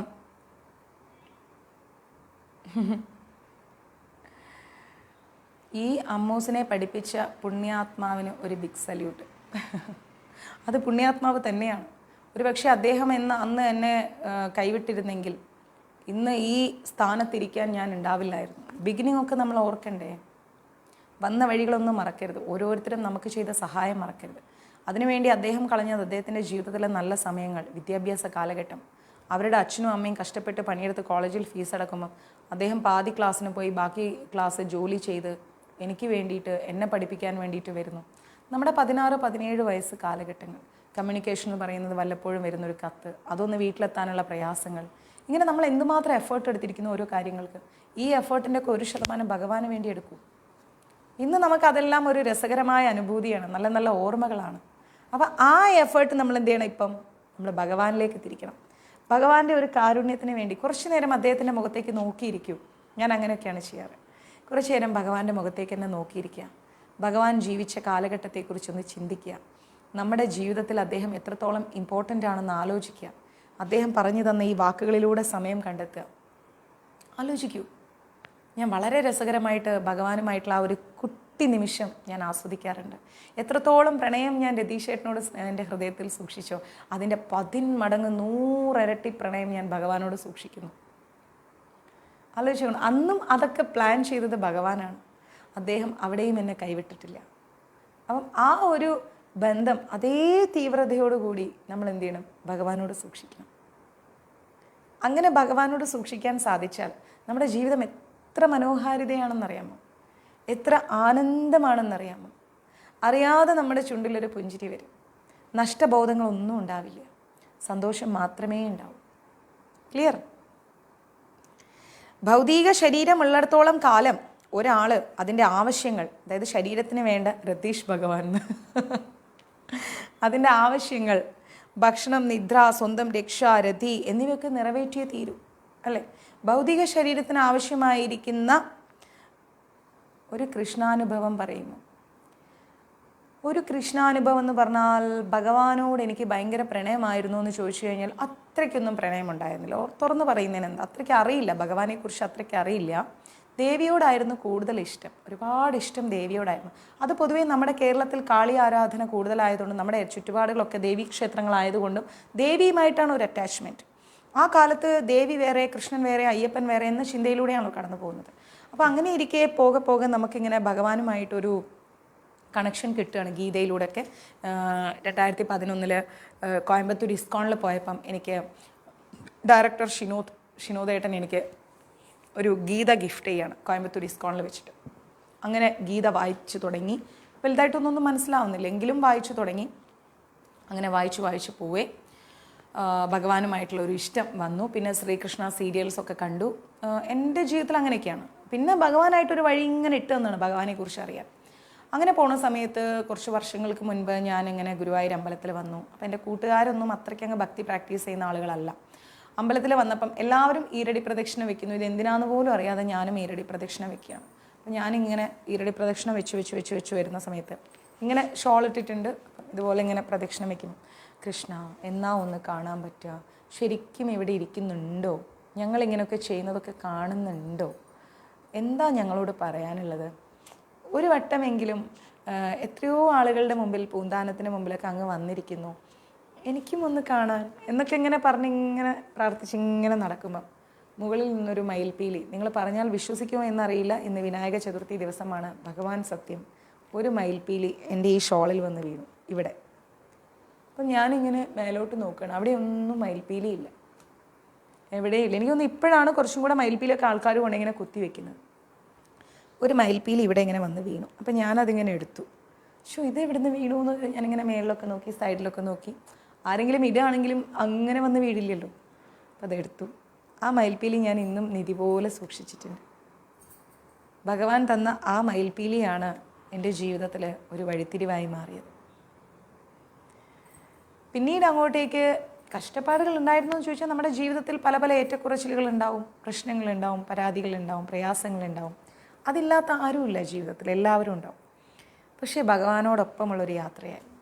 ആ വഴികളിൽ പലരുമായിട്ട് ഇടപെടേണ്ടി വന്നു. പല സന്ദർഭങ്ങളിൽ പലരിൽ നിന്നും പലതും പഠിച്ചു. ഒരു വ്യക്തിയിൽ നിന്ന് പഠിക്കേണ്ടതെല്ലാം പഠിച്ചു കഴിഞ്ഞു എന്ന് ഭഗവാൻ തീരുമാനിക്കുന്ന സമയം നമ്മളെ അവിടുന്ന് ഭഗവാൻ മാറ്റും. മനസ്സിലായില്ല? ഞാൻ അങ്ങനെയാണ് മനസ്സിലാക്കുന്നത്. നമ്മളുടെ കണ്ണിൽ എന്താണ്? അവരുമായിട്ട് അടിയായി, വഴക്കായി, പ്രശ്നങ്ങളായി. പക്ഷെ ആ രണ്ട് വ്യക്തികൾ തമ്മിൽ യോജിച്ച് നിൽക്കേണ്ട സമയത്തിൻ്റെ സമയത്തിൻ്റെ ആ ഒരു മൂല്യം കഴിഞ്ഞു, സമയം കഴിഞ്ഞു. അപ്പോൾ ഭഗവാൻ അത് സെപ്പറേറ്റ് ചെയ്യും. ഇനി അടുത്ത വഴി ഭഗവാൻ തുറന്നിട്ട് അല്ലേ? നമ്മൾ ബൈപ്പാസിലൂടെ വണ്ടി ഓടിച്ച് പോവുകയാണെങ്കിൽ ഒരു നിശ്ചിത ദൂരം സഞ്ചരിച്ച് കഴിഞ്ഞാൽ പിന്നെ ആ വണ്ടി ലെഫ്റ്റ് എടുക്കണം. സ്ട്രെയിറ്റ് റോഡ് കിടക്കുന്നുണ്ട്, പക്ഷെ ലെഫ്റ്റ് എടുക്കണം, എങ്കിലേ നമ്മൾ ഉദ്ദേശിച്ച സ്ഥലത്തേക്ക് എത്തും. ലെഫ്റ്റ് എടുത്തേ പറ്റൂ നമുക്ക്. അപ്പം അതേപോലെ പിന്നെയും നേരെ പോയി കഴിഞ്ഞാൽ നമ്മൾ ഉദ്ദേശിച്ച സ്ഥലത്ത് എത്തില്ല. ഭഗവാൻ നമ്മളെ വഴി നടത്തുകയാണ് ഓരോ വഴികളിലൂടെ. അവിടെ ആർക്കും നമുക്ക് എന്താണ്, ആരോടും നമുക്ക് വിരോധമില്ല, പരാതിയില്ല, വിദ്വേഷമില്ല. ഓരോ സ്ഥലങ്ങളിലും നമ്മൾ നിൽക്കേണ്ട. ഇപ്പോൾ 10ാം ക്ലാസ് വരെ പഠിച്ചു, അത് കഴിഞ്ഞു. പിന്നെ നമ്മളിനി അവിടെ സ്റ്റിക്ക് ഓൺ ചെയ്തിട്ട് കാര്യമില്ല. അടുത്ത കോളേജിലാണ്, അത് കഴിഞ്ഞാൽ അടുത്ത കോളേജ്. അപ്പോൾ അതേപോലെ നമ്മൾ നമ്മുടെ ജീവിതത്തിൽ ഓരോ വ്യക്തികളുമായിട്ട് അടുക്കും തോറും നമ്മൾ എന്താ ചെയ്യുന്നത്? ഓരോ സ്ഥലങ്ങളിലും നമ്മൾക്ക് നിൽക്കേണ്ട സമയത്തിന് പരിമിതികളുണ്ട്. ആ പരിമിതികൾ കഴിയുമ്പോൾ നമ്മൾ അവിടുന്ന് മാറുന്നു. അടുത്ത കാലഘട്ടം അല്ലെങ്കിൽ അടുത്ത സ്റ്റേജ് തേടി നമ്മൾ പോകുന്നു. അങ്ങനെ ഇതാ ഇവിടെ വരെ എത്തിയിരിക്കുന്നു. അപ്പോൾ ഇവിടെ പറയുന്നു, ഭൗതിക ശരീരമുള്ളിടത്തോളം കാലം, നമ്മുടെ ശരീരമുള്ള കാലം വരെ ഒരാൾ അതിൻ്റെ ആവശ്യങ്ങൾ, ശരീരത്തിൻ്റെ ആവശ്യങ്ങൾ എന്താണ്? ഭക്ഷണം, ഉറക്കം, സ്വന്തം രക്ഷ, രതി, ഇതൊക്കെ ആവശ്യങ്ങളാണല്ലേ? ഇതെല്ലാം നിറവേറ്റാതെ പറ്റില്ല. അപ്പോൾ വിശുദ്ധമായിരിക്കുന്ന ഭക്തി യോഗത്തിൽ, ഭഗവാനുമായിട്ടുള്ള ആ ഒരു ആത്മബന്ധത്തിൽ, വിശുദ്ധമായ ഒരു ഭക്തി യോഗത്തിൽ, കൃഷ്ണാവബോധത്തിൽ ഉറച്ചു നിൽക്കുമ്പോൾ എന്താ ചെയ്യുന്നത്? കൃഷ്ണാവബോധത്തിൽ അങ്ങനെ ഉറച്ചു നിൽക്കുന്ന സമയത്ത് ഭക്തൻ എന്താ ചെയ്യുന്നത്? അത്തരം ആവശ്യങ്ങൾ, ശാരീരിക ആവശ്യങ്ങളെല്ലാം നിർവഹിക്കുന്നുണ്ടെങ്കിൽ കൂടിയും വിഷയങ്ങളിൽ നിന്നും ആസക്തിയില്ല. ഭക്ഷണം കഴിക്കുന്നുണ്ടെങ്കിലും ഉറങ്ങുന്നുണ്ടെങ്കിലും എല്ലാം ഉണ്ടെങ്കിലും ഒരു മനുഷ്യൻ കൃഷ്ണാവബോധത്തിലൂടെയാണ് ഇതെല്ലാം ചെയ്യുന്നതെങ്കിൽ ഇതിലൊന്നും ആസക്തിയില്ല. എങ്ങനെയാണ് ആസക്തി ഇല്ലാതാവുക? അയ്യോ, എനിക്ക് ഉച്ചയ്ക്ക് ചോറ് തന്നെ കിട്ടണം, അതിനെനിക്ക് ഈ കറി തന്നെ വേണം. ചിലപ്പോൾ അത് കിട്ടിയില്ല, എന്ത് ചെയ്യും? പണ്ട് ഞാൻ പറഞ്ഞില്ലേ, ഞാൻ മാരേജ് ചെയ്ത് ചെന്നൈയിൽ പോയപ്പോൾ എനിക്ക് തമിഴ്നാട്ടിലെ റൈസ് എനിക്ക് ഇഷ്ടമല്ല. പാവം എൻ്റെ അച്ഛൻ ചാക്കായിട്ട് കേരള റൈസ് എത്തിച്ചു തരുമായിരുന്നു. എഴുതിയിടണം കേട്ടോ ശ്രീകണ്ഠൻ പ്രഭു, ഞാൻ ഗ്രൂപ്പിലിടാം. നിങ്ങളുടെ എല്ലാവരുടെയും കൃഷ്ണാനുഭവങ്ങൾ എഴുതിയിടും, എനിക്ക് ഓഡിയോ അല്ലാതെ എഴുതി, അല്ലേ, മലയാളത്തിൽ എഴുതിയിടും, എനിക്ക് പോസ്റ്റ് ചെയ്യൂ, എനിക്ക് ഇടൂ. ഞാനപ്പോൾ നമ്മുടെ ഗ്രൂപ്പിൽ പോസ്റ്റ് ചെയ്യാം, നമ്മുടെ പേജിൽ, നമ്മുടെ ഗ്രൂപ്പിലൊക്കെ പോസ്റ്റ്. അതൊക്കെ വളരെ രസകരമാണ്. നമ്മളെല്ലാവരും ഒന്നല്ലേ, ഒരേ മനസ്സോടെയല്ലേ നമ്മളെല്ലാവരും വന്ന്. ഭാരതീയമ്മയ്ക്കൊക്കെ അറിയാം, ഞങ്ങൾ കളിയും ചിരിയും തമാശയായിട്ടാണ്. സൗന്ദര്യാമ്മയ്ക്കൊക്കെ അറിയാം ഞങ്ങൾ യാത്രകളൊക്കെ ചെയ്യാറ്. സൗന്ദര്യാമ്മയൊക്കെ ആയിട്ട് നമ്മൾ ഫോട്ടോ എടുത്ത്, പാവ അമ്മയ്ക്ക് നടക്കാനൊക്കെ കുറച്ച് പ്രയാസമാണ് കേട്ടോ. അപ്പം അമ്മ ഞങ്ങൾ ഒരു സ്ഥലത്ത് നിന്നിട്ട്, എവിടെയായിരുന്നു അത്, നമ്മുടെ ഏത് ക്ഷേത്രമായിരുന്നു,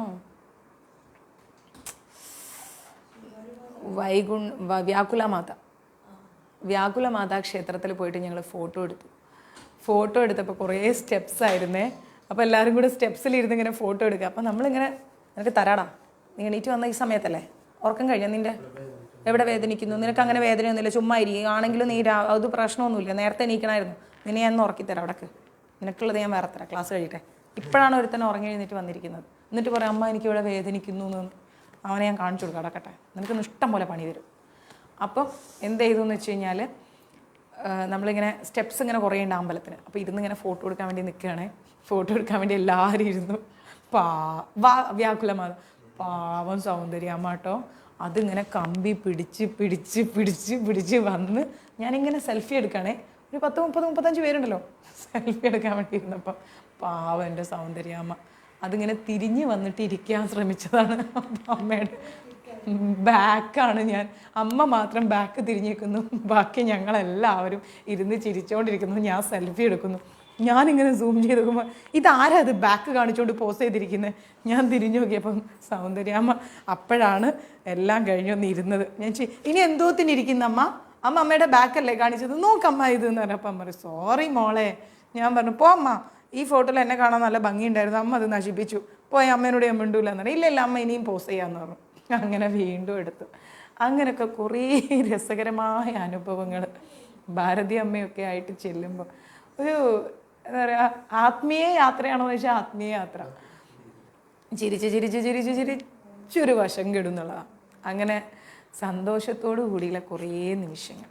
അപ്പോൾ അതുകൊണ്ട് എന്ത് ചെയ്യാന്ന് ഓർത്തു കഴിഞ്ഞാൽ, നിങ്ങൾ എപ്പോഴും എനിക്ക് നിങ്ങളുടെ കൃഷ്ണാനുഭവങ്ങൾ എഴുതി തന്നാൽ ഞാൻ എന്ത് ചെയ്യും, നേരെ അത് നമ്മുടെ ഗ്രൂപ്പിലും നമ്മുടെ പേജിലൊക്കെ ഇടാം.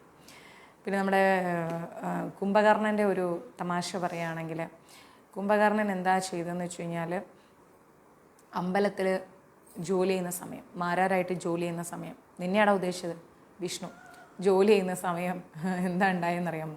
നമ്മൾ ഈ മൊബൈൽ 24 hours ടൈമിങ് വെക്കില്ലേ? അതെ, സൗന്ദര്യാമ്മ അറിയാം, ഒരിക്കലും മറക്കാത്ത യാത്രയെന്ന് സന്തോഷം മാത്രമോ, ഇനിയും പോകാമേ. അപ്പോൾ 24 hours വെക്കുമല്ലോ നമ്മൾ. അതായത് 10 മണി എന്നൊക്കെ പറയുകയാണെങ്കിൽ, 8 മണി എന്നൊക്കെ പറയുകയാണെങ്കിൽ 21:30, 22:30, 23:30 അങ്ങനെ വെക്കുമല്ലോ. മറ്റേത് നമ്മൾ 5:30, 6:30 അങ്ങനെയാണല്ലോ വെക്കുക. അപ്പോൾ 16:30 എന്ന് പറയുമ്പം 4:30 മണിയാണ്. ഒരു ദിവസം പുലർച്ചയ്ക്ക് നമ്മളെ വിഷ്ണു അമ്പലത്തിലിങ്ങനെ കിടന്നുറങ്ങുകയാണ്. അവിടെ പൊതുവേ ഒരു 6:30-7 മണിയാകുമ്പോഴാണല്ലോ 7 മണിയൊക്കെ ആകുമ്പോഴാണല്ലോ ഈ മാരാർ കൊട്ടാൻ വരും. അവനിങ്ങനെ കിടന്നുറങ്ങുക പുലർച്ചയ്ക്ക്. പെട്ടെന്ന് അവൻ മൊബൈൽ എടുത്ത് നോക്കിയപ്പോഴത്തേക്കും 16:30 എന്നുണ്ടെങ്കിൽ 6:30 കണ്ടത്. അയ്യോ 6:30 മണിയായി എന്നും പറഞ്ഞുകൊണ്ട് ഓടിപ്പോയി എന്ത് ചെയ്ത് കുളത്തിൽ ചാടി. സംഭവം 16:30 പുലർച്ചെ 4:30 മണി, അമ്പലം പോലും തുറന്നിട്ടില്ല. ഇവൻ നോക്കുന്ന സമയത്ത് ഇത് 6:30 ഒന്നും കണ്ടില്ല.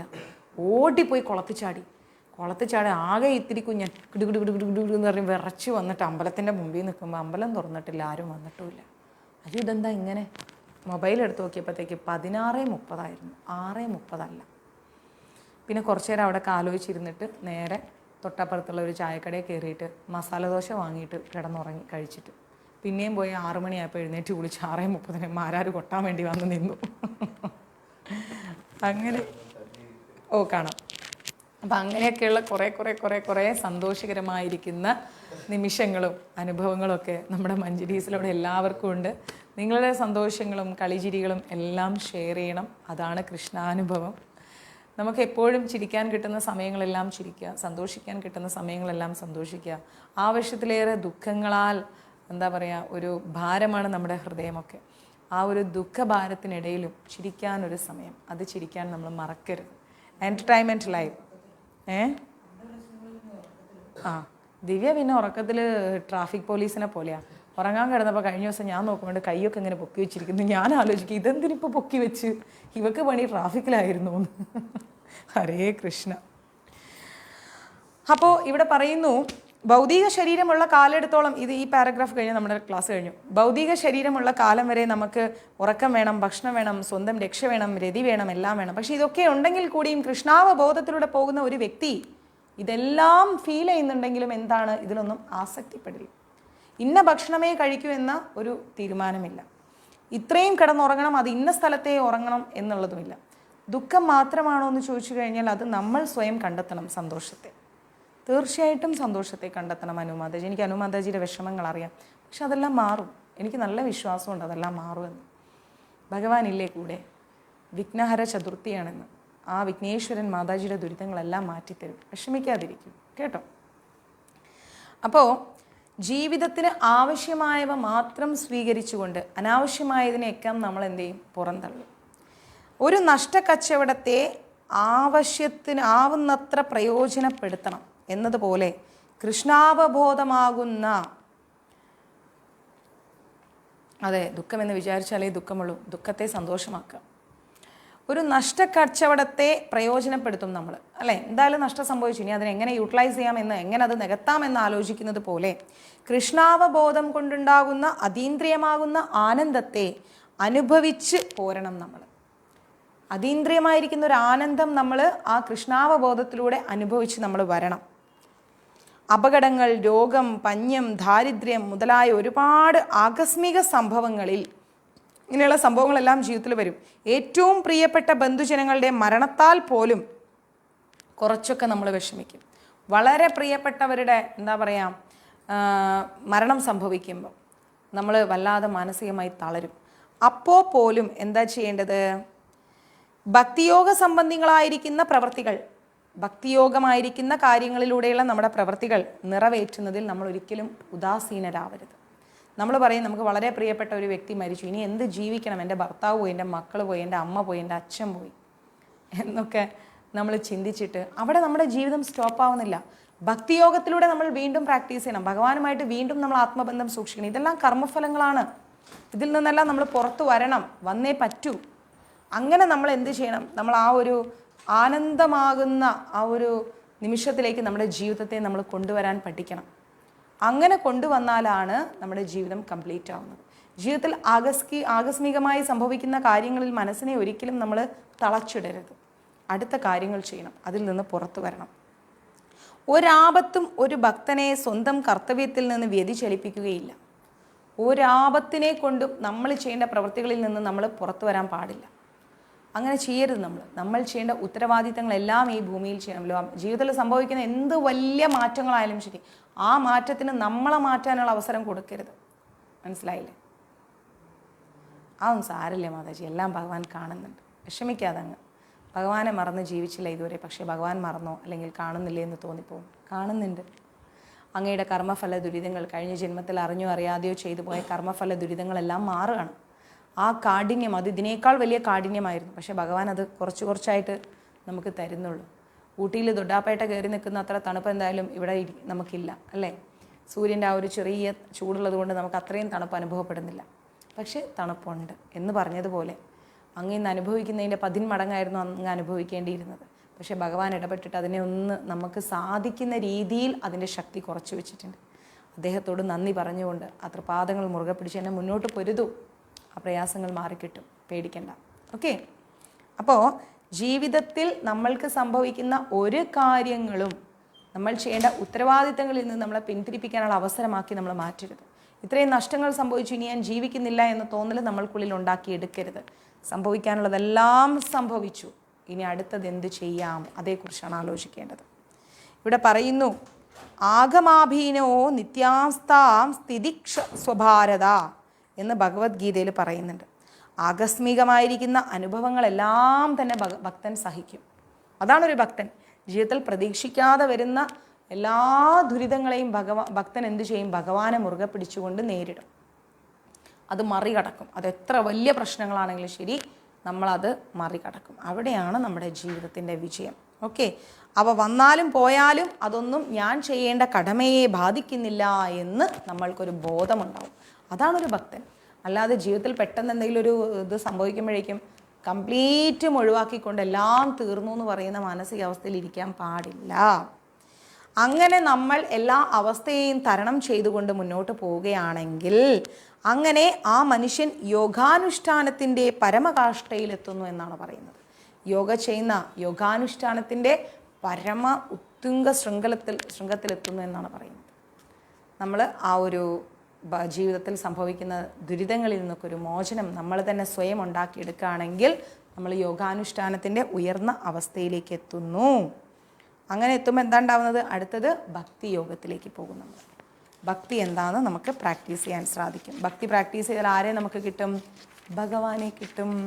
അതിലേ നമ്മുടെ ലക്ഷ്യം. അങ്ങനെ ഭഗവാനിലേക്ക് കിട്ടിക്കഴിഞ്ഞാൽ നമ്മൾ പിന്നെ നമ്മുടെ ഈ ജന്മം പൂർത്തിയായി. ഓക്കെ, നമുക്ക് ഏകദേശം എത്ര ശ്ലോകങ്ങളുണ്ടെന്നറിയോ? 47 ശ്ലോകങ്ങളുണ്ട്. 23 ശ്ലോകങ്ങളും കഴിഞ്ഞു. ഇനി 24-ാമത്തെ ശ്ലോകമാണ്. അത് ഇന്ന് എടുക്കുന്നില്ല, നാളെ എടുക്കാം. 24-ാമത്തെ ശ്ലോകമാണ്. ഓക്കെ, ഇന്നത്തെ ക്ലാസ് നമുക്ക് വൈൻഡപ്പ് ചെയ്യാം. ഇന്നത്തെ ക്ലാസ് എല്ലാവർക്കും ഇഷ്ടമായി എന്ന് കരുതുന്നു. കുറച്ച് കളിയും ചിരിയും തമാശയും പോയിട്ട് വരും രമണൻ. തമാശയും ഒക്കെ ഞാനും ഒന്ന് പുറത്തിറങ്ങട്ടെ, കുറച്ച് സാധനങ്ങളൊക്കെ വാങ്ങാനുണ്ട്. അപ്പം മറക്കണ്ട, ആർക്കെങ്കിലുമൊക്കെ ഇനിയും തിരുപ്പതിയിലേക്ക് അന്നദാനം തരാനുണ്ടെങ്കിൽ തരാം. ലാസ്റ്റ് മൊമെൻറ്റിൽ നമുക്ക് എഴുതിയെടുക്കാൻ ബുദ്ധിമുട്ടാണ്. കളിയും ചിരിയും തമാശയും ഒക്കെ ആയിട്ട് ചിരിക്കാനും ചിന്തിക്കാനുമായിട്ട് ഭഗവാൻ നമുക്കൊരുപാട് സമയം തന്നു അല്ലേ? ഭഗവാൻ നൽകിയ ആ ഒരു 2-2.5 മണിക്കൂർ അദ്ദേഹത്തിൻ്റെ തൃപ്പാദങ്ങളിൽ ഉച്ചയ്ക്ക് ശേഷം വിളിച്ചു, രാജി മാതാജി ഞാനിപ്പോൾ ഒന്ന് പുറത്തു പോവാണ്. ആ 2-2.5 മണിക്കൂർ നമ്മൾ കുറേ കാര്യങ്ങളെല്ലാം മറന്നുപോയി. നമ്മുടെ ചുറ്റുപാടുകളെല്ലാം മറന്ന് കളിയും ചിരിയുമായിട്ട് മുന്നോട്ട് പോയി കുറേ കാര്യങ്ങൾ അദ്ദേഹത്തിൻ്റെയും ഗുരുപരമ്പരയുടെയും കാരുണ്യം കൊണ്ട് പഠിച്ചു. നിങ്ങൾക്കെല്ലാവർക്കും നന്മയുണ്ടാവട്ടെ, എല്ലാ അനുഗ്രഹങ്ങളും ഉണ്ടാവട്ടെ, സർവ്വ ഐശ്വര്യങ്ങളും ഉണ്ടാവട്ടെ. ജീവിതത്തിലെ സമസ്ത വിഘ്നങ്ങളും നിങ്ങളുടെ ജീവിതത്തിൽ നിന്ന് ഒഴിഞ്ഞു പോട്ടെ. ഭക്തിയിലേക്ക് ഉയരാൻ സാധിക്കട്ടെ. എല്ലാ അനുഗ്രഹവും ഉണ്ടാവട്ടെ. അപ്പോൾ ഒരിക്കൽ കൂടിയും എൻ്റെയും ഗുരുവായൂർ മഞ്ജരീസിൻ്റെയും ഹൃദയം നിറഞ്ഞ വിനായക ചതുർത്ഥി ദിനാശംസകൾ. ഹരേ കൃഷ്ണ.